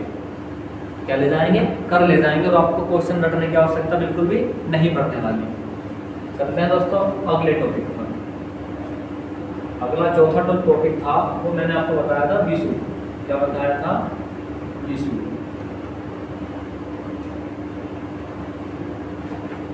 अब जो विषु बताया था मैंने, तो इसी के अंदर इसकी डेफिनेशन छुपी हुई है विषु के अंदर। चलते हैं कैसे। ये हमारे पेपर पे आ गई। अब यहाँ पर एक रेखा होती है जिसे हम कहते हैं 0 डिग्री लाइन। क्या कहते हैं? 0 डिग्री लाइन या फिर भूमध्य रेखा हम इसे कहते हैं। अब ये भूमध्य रेखा है, 0 डिग्री लाइन है। हम इसे क्या कहते हैं? यहीं पर इसे हम विषुवत रेखा भी कहते हैं। क्या कहते हैं? विषुवत रेखा। इसी भूमध्य रेखा को हम विषुवत रेखा भी कहते हैं। तो यहीं से कॉन्सेप्ट क्लियर होता है। कैसे? वो देखिए, ये हमारा सूर्य देव जी है। क्या है? ये हमारे सूर्य भगवान है। क्या है?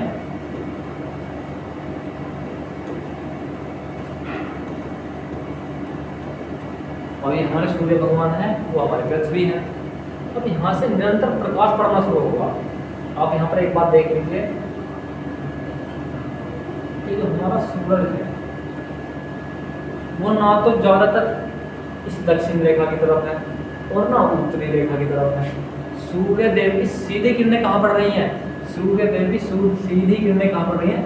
इस विषुवत रेखा पर लंबवत पड़ रही हैं। कहाँ पड़ रही हैं? लंबवत पड़ रही हैं विषुवत रेखा पर। सूर्य की सभी किरणें जब विषुवत रेखा पर लंबवत पड़ती हैं तो उसी रेखा, उसी स्थिति को हम क्या कहते हैं? उसी स्थिति को हम कहते हैं विषुव। क्या कहते हैं? विषुव कहते हैं। सीधा सीधा एग्जाम में क्वेश्चन आएगा या इससे रिलेटेड क्वेश्चन आते हैं कि विषुव क्या कहलाता है। कई ऑप्शन आएंगे, जब सूर्य मकर रेखा के ऊपर होता है। दूसरा ऑप्शन आएगा जब सूर्य कर्क रेखा के ऊपर होता है। तीसरा ऑप्शन आएगा जब सूर्य 66 डिग्री दक्षिण अक्षांश पर होता है। चौथा ऑप्शन आएगा इनसे कोई नहीं। यदि आपने इस चीज़ को पढ़ा है सही से कॉन्सेप्ट तो आप क्वेश्चन कर ले जाएंगे। तो लिखेंगे वह स्थिति, इस चित्र को जरूर बना लीजिएगा। वह स्थिति और पॉइंट डाल करके लिखेंगे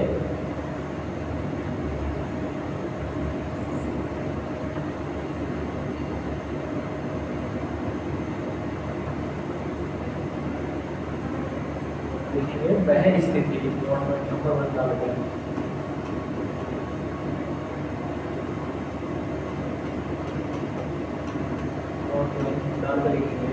वह स्थिति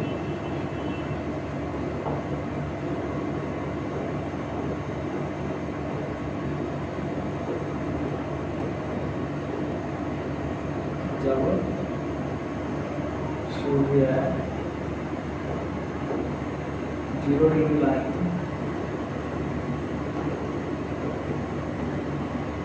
या फिर विषुवत रेखा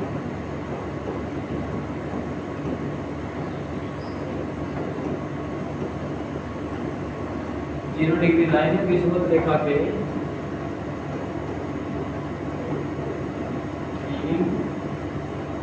ऊपर स्थित होता है। ऊपर होता है यह स्थिति क्या कहलाती है? यह स्थिति विषुव कहलाती है। होता है तब यह स्थिति विषुव कहलाती है। तब यह स्थिति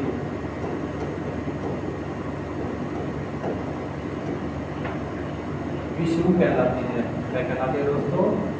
विषुव कहलाती है।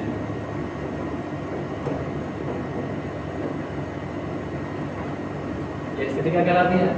विषुव कहलाती है। अब विषुव के भी प्रकार होते हैं। विषुव के भी क्या होते हैं? विषुव भी दो तरह का होता है, एक शीत विषुव और एक क्या होता है? एक वसंत विषुव। क्या होता है? एक शीत विषुव होता है, एक होता है वसंत विषुव। तो लिखेंगे विषुव भी दो तरह का होता है। विषुव एक होता है 21 मार्च के दिन, दूसरा कब होता है? दूसरा होता है 23 सितंबर वाले दिन।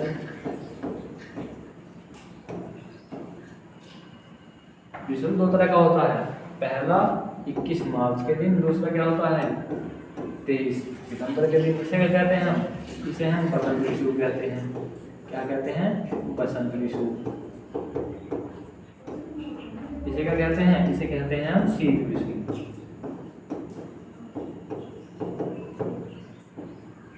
ये बसंत विषुव और ये शीत विषुव।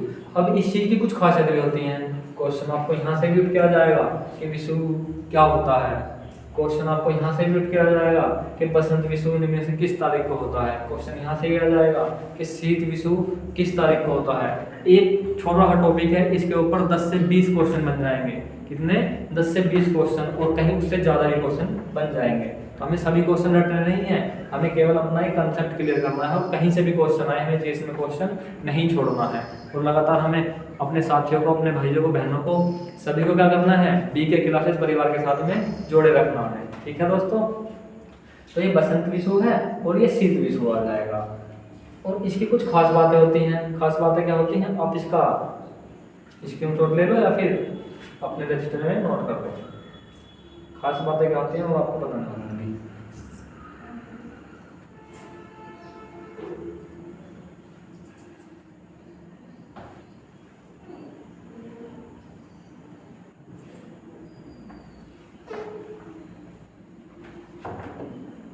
जब भी कभी विषुव की स्थिति पैदा होती है या होता है वर्ष में 2 बार होता है, लिखेंगे यह वर्ष में, यह प्रत्येक वर्ष में 2 बार होता है। 2 बार होता है। अभी बताया था। पहला कब होता है? 21 मार्च। दूसरा कब होता है? 23 सितंबर। 23 सितंबर। इसे हम बसंत विषुव कहते हैं, जो मैंने अभी बताया था। इसे कहते हैं हम शीत विषुव।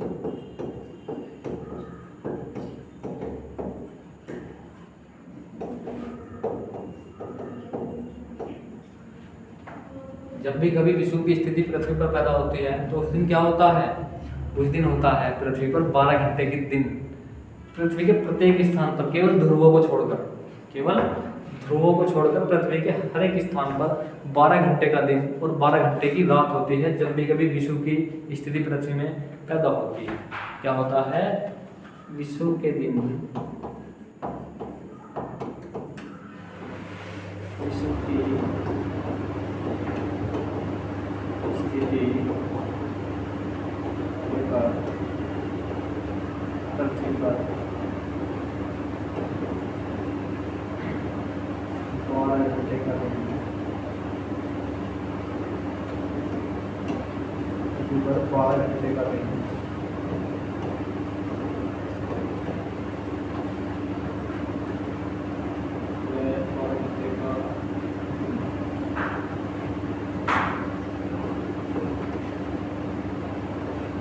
बारह घंटे की रात होती है, 12 घंटे की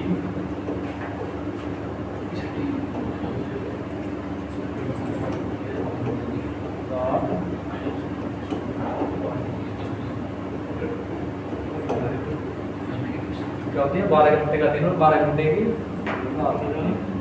हमने अपने 4 टॉपिक क्लियर कर चुके हैं। टॉपिक क्लियर कर चुके हैं, 4 टॉपिक हमने क्लियर कर दिए। अब या तो आप इसका स्क्रीनशॉट ले लीजिए, फिर बता रहा हूँ, या फिर आप इसको अपने रजिस्टर में लिख भी सकते हैं। मेरा मानना यह होगा कि यदि आप इन्हें अपने नोट पॉइंट बना करके अपने रजिस्टर में लिखते हैं तो बहुत जल्दी आपको एक चीज़ समझ में आने वाली है। अब हमारा लास्ट टॉपिक होता है एनांत, जिसको हम बोलते हैं सोलिस्टिव। एनांत जो होता है उसे हम बोलते हैं सोलिस्टिव बोलते हैं।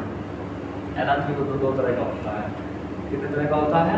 एनांत 2 तरह का होता है, एक शीत एनांत, एक ग्रीष्म एनांत, ठीक विषुव की तरह। लेकिन एनांत में विषुव में अंतर पाया जाता है। यहाँ पर तो क्या होता है अवस्था? 12 घंटे का दिन होता है प्रत्येक स्थान पर। विषुव की स्थिति होने पर, विषुव की स्थिति होने पर पृथ्वी पर 12 घंटे का दिन और 12 घंटे की रात होती है। लेकिन जो हमारा एनांत होता है वो क्या होता है? वो इससे थोड़ा सा अलग है। कितना क्यों थोड़ा सा अलग है। पढ़ने वाले इस टॉपिक को भी, इससे अगला टॉपिक है इसका एक टॉपिक लिखिए। अंतिम टॉपिक दोस्तों हमारा क्या आता है, वो आता है हमारा एनांत। सीधा सीधा आएगा, हमें क्वेश्चन आएगा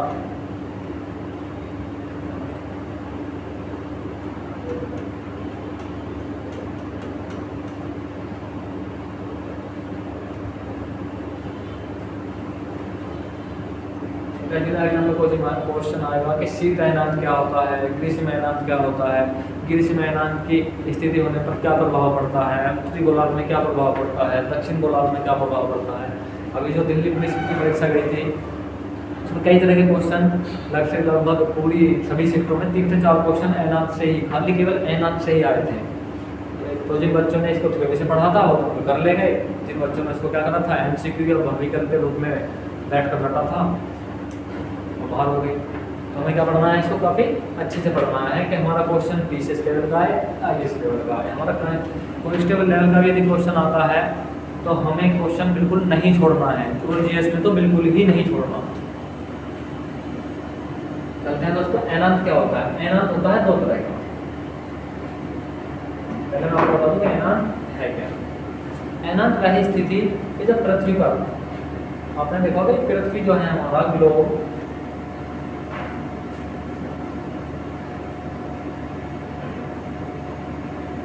ये क्या है हमारा ग्लोब जो है, इसे हम बोलते हैं विषुवत रेखा। विषुवत रेखा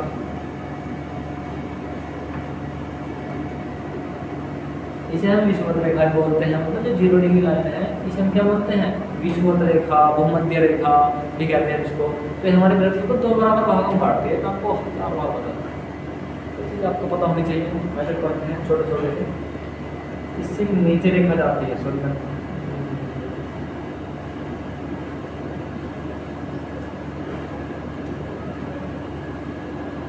थोड़ी सी यहाँ पर एक रेखा जाती है, एक रेखा यहाँ पर जाती है। इसे क्या बोलते हैं, इस रेखा को बोलते हैं जो 23.5 डिग्री अपने एक्स पर झुकी हुई है, इसे बोलते हैं हम कर्क रेखा। ये क्या है हमारी 23.5 डिग्री अपने एक्स पर झुकी हुई, इसे बोलेंगे हम मकर रेखा।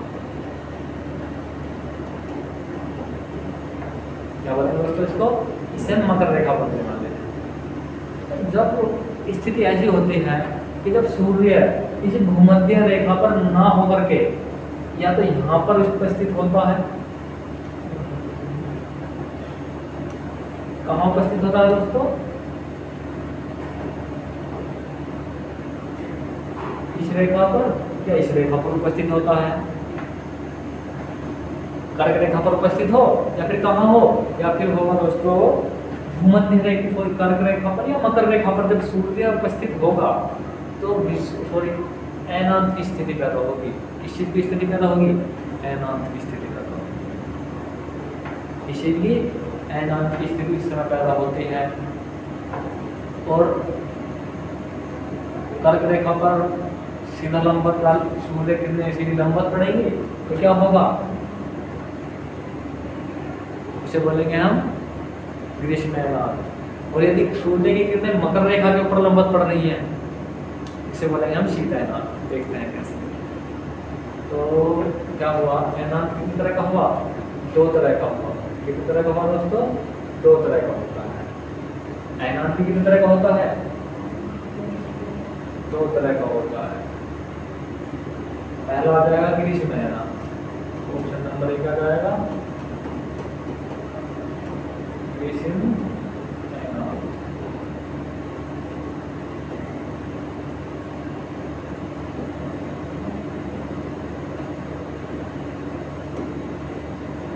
दूसरा क्या आ जाएगा हमारा शीत अयनांत।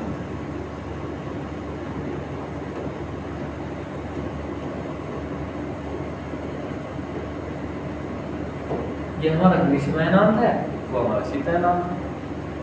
हुआ क्या, जब सूर्य की किरणें, देखिए आपको स्थिति बना के रखें इस तरह से, एक कर्क रेखा है, ये हमारी मध्य रेखा है और ये हमारी मकर रेखा है। तो 23.5 डिग्री नेक्स्ट पर ये लिखी हुई है, 0 रेखा है, मध्य रेखा में कह सकते हैं। और ये कौन सी है, ये हमारी है कर्क रेखा। ग्रीष्म अनंत वो होता है जब सूर्य कहाँ होगा,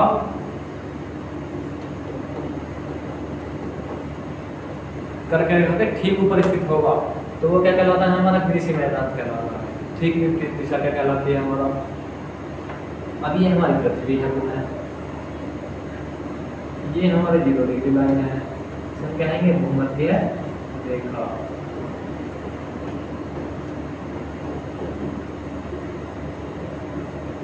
ये क्या है हमारी, ये है हमारी मकर रेखा, से समांतर झुकी हुई है। कौन सी, मकर रेखा। कौन सी रेखा है, मकर रेखा है।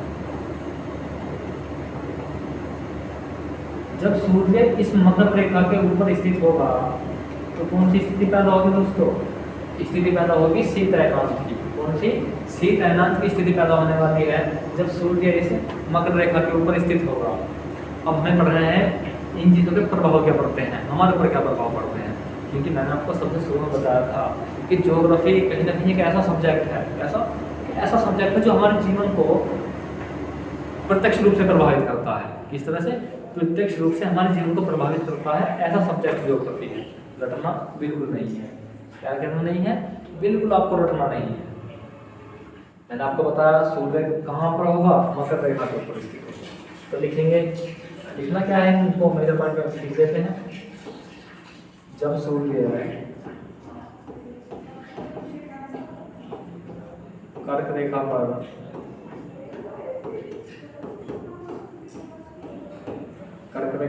स्थित होता है,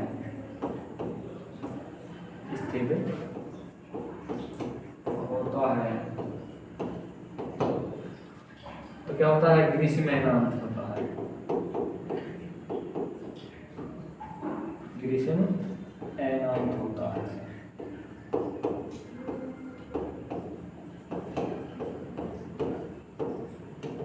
मेरा मानना यह होगा, आपको ये पता होगा ये डेट कब आई। मैंने जब आपको सबसे शुरू वाली क्लास कराई थी, कौन सी, सबसे शुरू वाली जब मैंने आपको क्लास कराई थी तो उस दिन मैंने चित्र बनाया था। पृथ्वी अपने दीर्घवृत्ताकार पथ पर गति करती है, दीर्घवृत्ताकार पथ पर गति करती है। मैंने आपको बताया था कि ये चीज़ आपको बाद में काम आने वाली है। आप इस क्लास को देख लीजिए, यदि आपने नहीं देखी है तो हमारी प्लेलिस्ट बनी हुई है, आप उसमें ज्योग्राफी में क्लास नंबर 1 के नाम से वो क्लास पढ़ी हुई है और आप इस चीज़ को देख लीजिए। वहाँ पर हमने साफ साफ बताया था कि शीत अयनांत और ग्रीष्म अयनांत क्या है, किस तारीख को बनते हैं, केवल थ्योरी नहीं लिखवाई थी। तो स्थिति पैदा कब होती है, 21 जून वाले दिन। कब पैदा होती है दोस्तों ये स्थिति, 21 जून वाले दिन ग्रीष्म अयनांत की स्थिति पैदा होती है। शीत अयनांत की स्थिति कब पैदा होगी दोस्तों, ये होगी 22 दिसंबर वाले दिन। 22 दिसंबर वाले दिन पैदा होगी। लिख देंगे यहाँ पर नोट पेन डाल करके, वह स्थिति जब सूर्य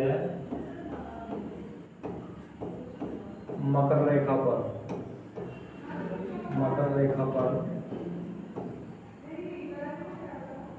लंबवत स्थिति में होता है। लंबवत स्थिति में होता है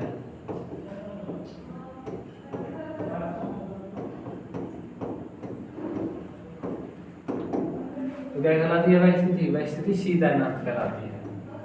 शीत अयनांत कहलाती है।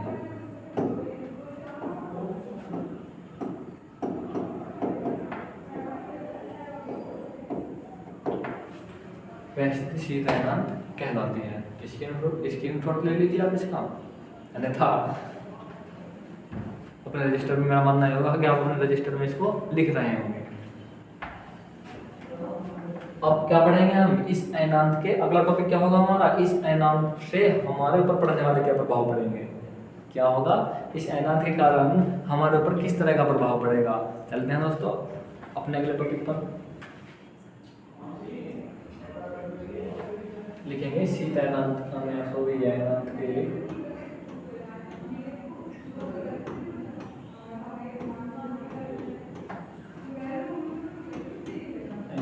के प्रभाव।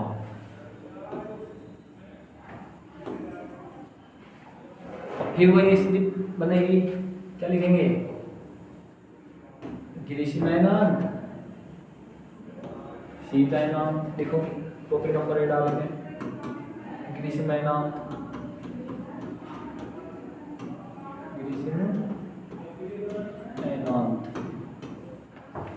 लिखेंगे सी तैनात, दूसरा टॉपिक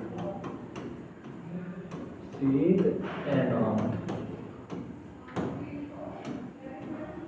पहला टॉपिक है हमारा ग्रीष्म तैनात, दूसरा है शीत तैनात। मैंने स्थिति बना दी कि कब होगा कब नहीं होगा। तो होता क्या है, यह लिखेंगे, यह 21 जून को होता है, यह 21 जून को होता है। दूसरा लिखेंगे यह कब होता है, यह होता है दोस्तों 22 या 23 सितंबर, सॉरी दिसंबर।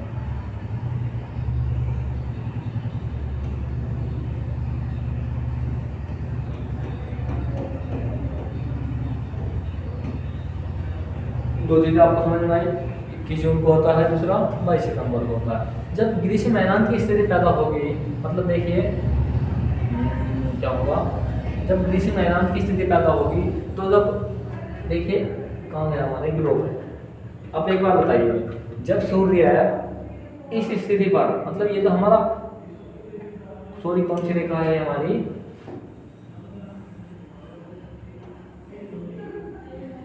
इस वाली रेखा पर लंबवत होगा। ग्रीष्म तैनात में क्या होता है, सूर्य कर्क रेखा के ऊपर लंबवत होता है। तो आप बताइए, ये जो नीचे वाला भाग है, क्या यहाँ पर सूर्य का प्रकाश पहुंचेगा? यहाँ पर सूर्य का प्रकाश बहुत कम मात्रा में पहुंचने वाला है। क्या पहुंचने वाला है? कम मात्रा में पहुंचेगा। और ये वाली जो स्थिति है यहाँ पर 22 दिसंबर वाली, यहाँ पर क्या होगा, यहाँ पर होगा मकर रेखा के ऊपर। कहाँ पर? मकर रेखा के ऊपर सूर्य लंबवत होगा। मैंने आपको ये चीजें बताई हुई है। तो अब शीत तैनात वाली स्थिति में आइए, तो ये जब सूर्य यहाँ पर लंबवत स्थिति में होगा, नीचे वाली स्थिति में, तो यहाँ पर सूर्य अपना प्रकाश डालेगा इस तरह से। यहाँ पर तो सूर्य का प्रकाश लंबवत जा रहा है, तो यहाँ पर सूर्य का प्रकाश ठीक तरह से पहुंच पा रहा है कि नहीं पहुंच पा रहा? कर्क रेखा पर शीत तैनात के कारण सूर्य का प्रकाश तिरछा पहुंचता है, यहाँ पर लंबवत पहुंचता है। तो आप एक बात बताइए, जब सूर्य का प्रकाश इसी स्थिति में हमारी कर्क रेखा के ऊपर लंबवत नहीं पहुंचेगा तो क्या होगा, यहाँ पर दिन छोटा होगा और रात क्या होगी, लंबी होगी। क्या होगी? रात लंबी होगी। देखिए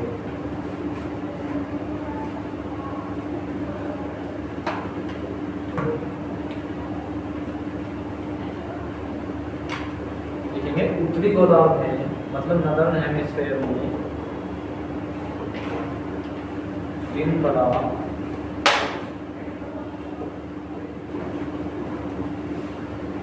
रात छोटी होती है।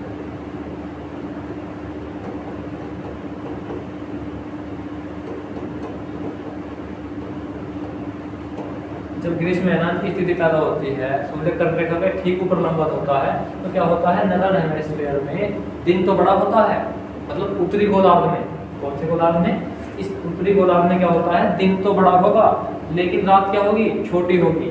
यहीं पर यदि हम ग्रीष्म तैनात के 21 जून वाले दिन की बात करें तो क्या होगा, उत्तरी गोलार्ध में दिन तो बड़ा होगा लेकिन रात क्या होगी, छोटी होगी, क्योंकि सूर्य किरणें लंबवत उत्तरी गोलार्ध में पड़ रही है, कर्क रेखा के ऊपर। अब ये दक्षिण गोलार्ध है, यहाँ पर सूर्य की किरणें ग्रीष्म तैनात यानी 21 जून वाले दिन नहीं पहुंच पा रही, तो यहाँ पर क्या होगा, यहाँ पर स्थिति होगी, यहाँ पर रात बड़ी होगी दक्षिण गोलार्ध में।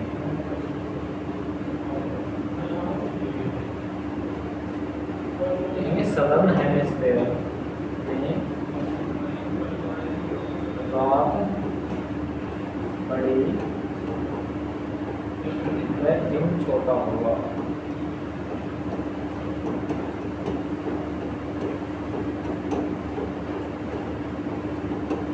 क्या होता है, रात बड़ी व दिन छोटा होता है सदर्न हेमिस्फीयर में 21 जून वाले दिन। दूसरी स्थिति क्या आती है, आती है 22 दिसंबर की स्थिति।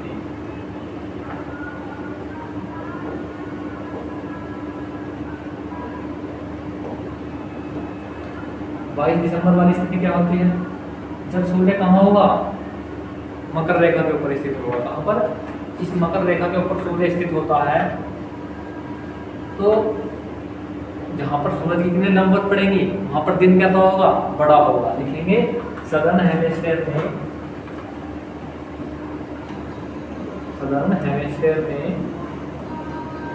दिन बड़ा व रात छोटी होती है।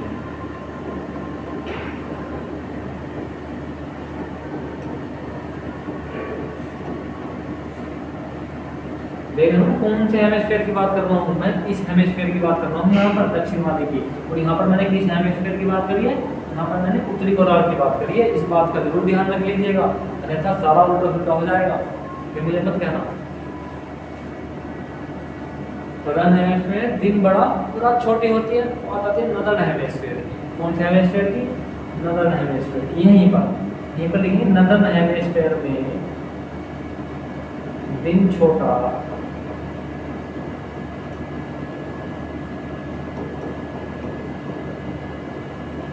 रात लंबी होती है, रात लंबी होती है। तो दोस्तों ये आज की हमारी क्लास थी, और हमने इसमें अपने थ्योरी के 5 टॉपिक कंप्लीट करे। इसमें कई टॉपिक ऐसे थे जैसे कि कोरिलेस बल और तुम्हारा साइक्लोन, एंटी साइक्लोन, पृथ्वी चक्रवात, विषुव, एनार्थ। तो इन चीज़ों को समझने के लिए मुझे खुद कई दिन लग गए थे, लेकिन आपने यदि क्लास यदि सही से देख ली तो मेरा मानना यह होगा कि 1 घंटे के अंदर, 1 घंटे तो आपकी क्लास ये वाली और 1 घंटे रिवीजन के बाद में आप इन 5 टॉपिक को नहीं भूल पाएंगे।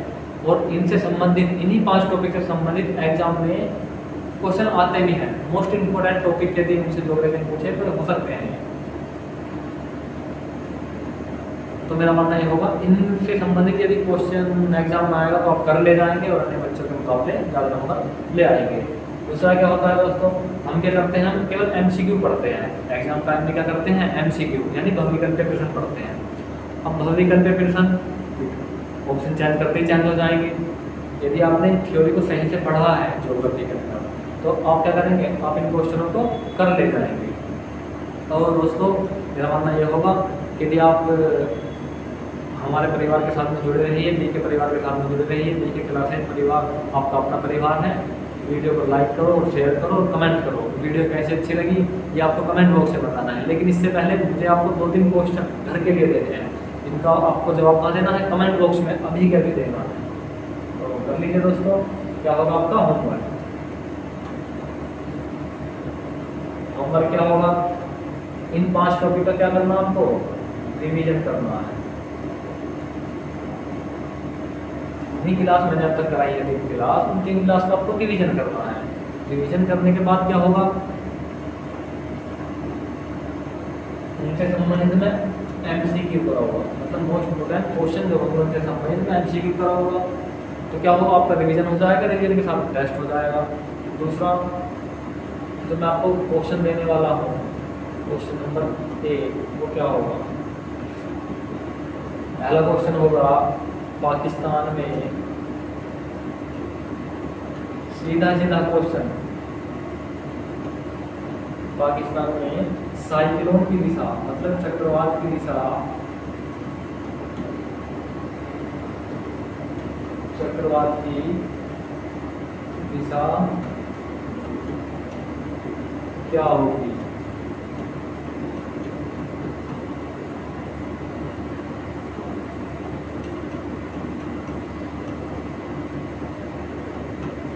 दूसरा ऑप्शन जो क्वेश्चन आपको बताना है इनका जवाब आपको कमेंट बॉक्स में देना है। दूसरा ऑप्शन बताना है कि पाकिस्तान में ही इसी पाकिस्तान में ही प्रति चक्रवात की दिशा क्या होगी।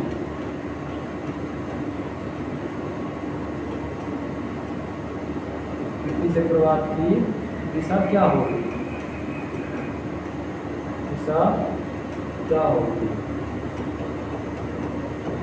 तीसरा ऑप्शन आपको बताना है, तीसरा क्वेश्चन ये हमारा अमेरिका है।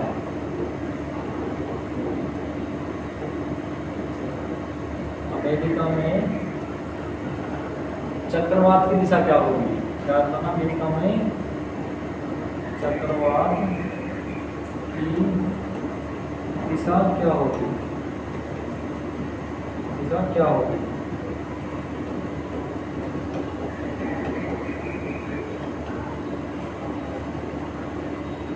ये आपको इम्पोर्टेंट क्वेश्चन जो है ये कर लेने हैं। ठीक है दोस्तों, यहाँ मानना है कि जो अगला चैप्टर है वो आपको पढ़ के आना है, वो जो थ्योरी है वो भी आपको पढ़ लेनी है। ये आपको क्लास कैसी लगी आपको कमेंट बॉक्स में बता देना है। तो धन्यवाद दोस्तों, जय हिंद जय भारत। यदि आप इमेज क्लास के बदले कुछ देना चाहते हैं तो लाइक कर दीजिए, कमेंट कर दीजिए और वीडियो को शेयर कर दीजिए। जय हिंद जय भारत।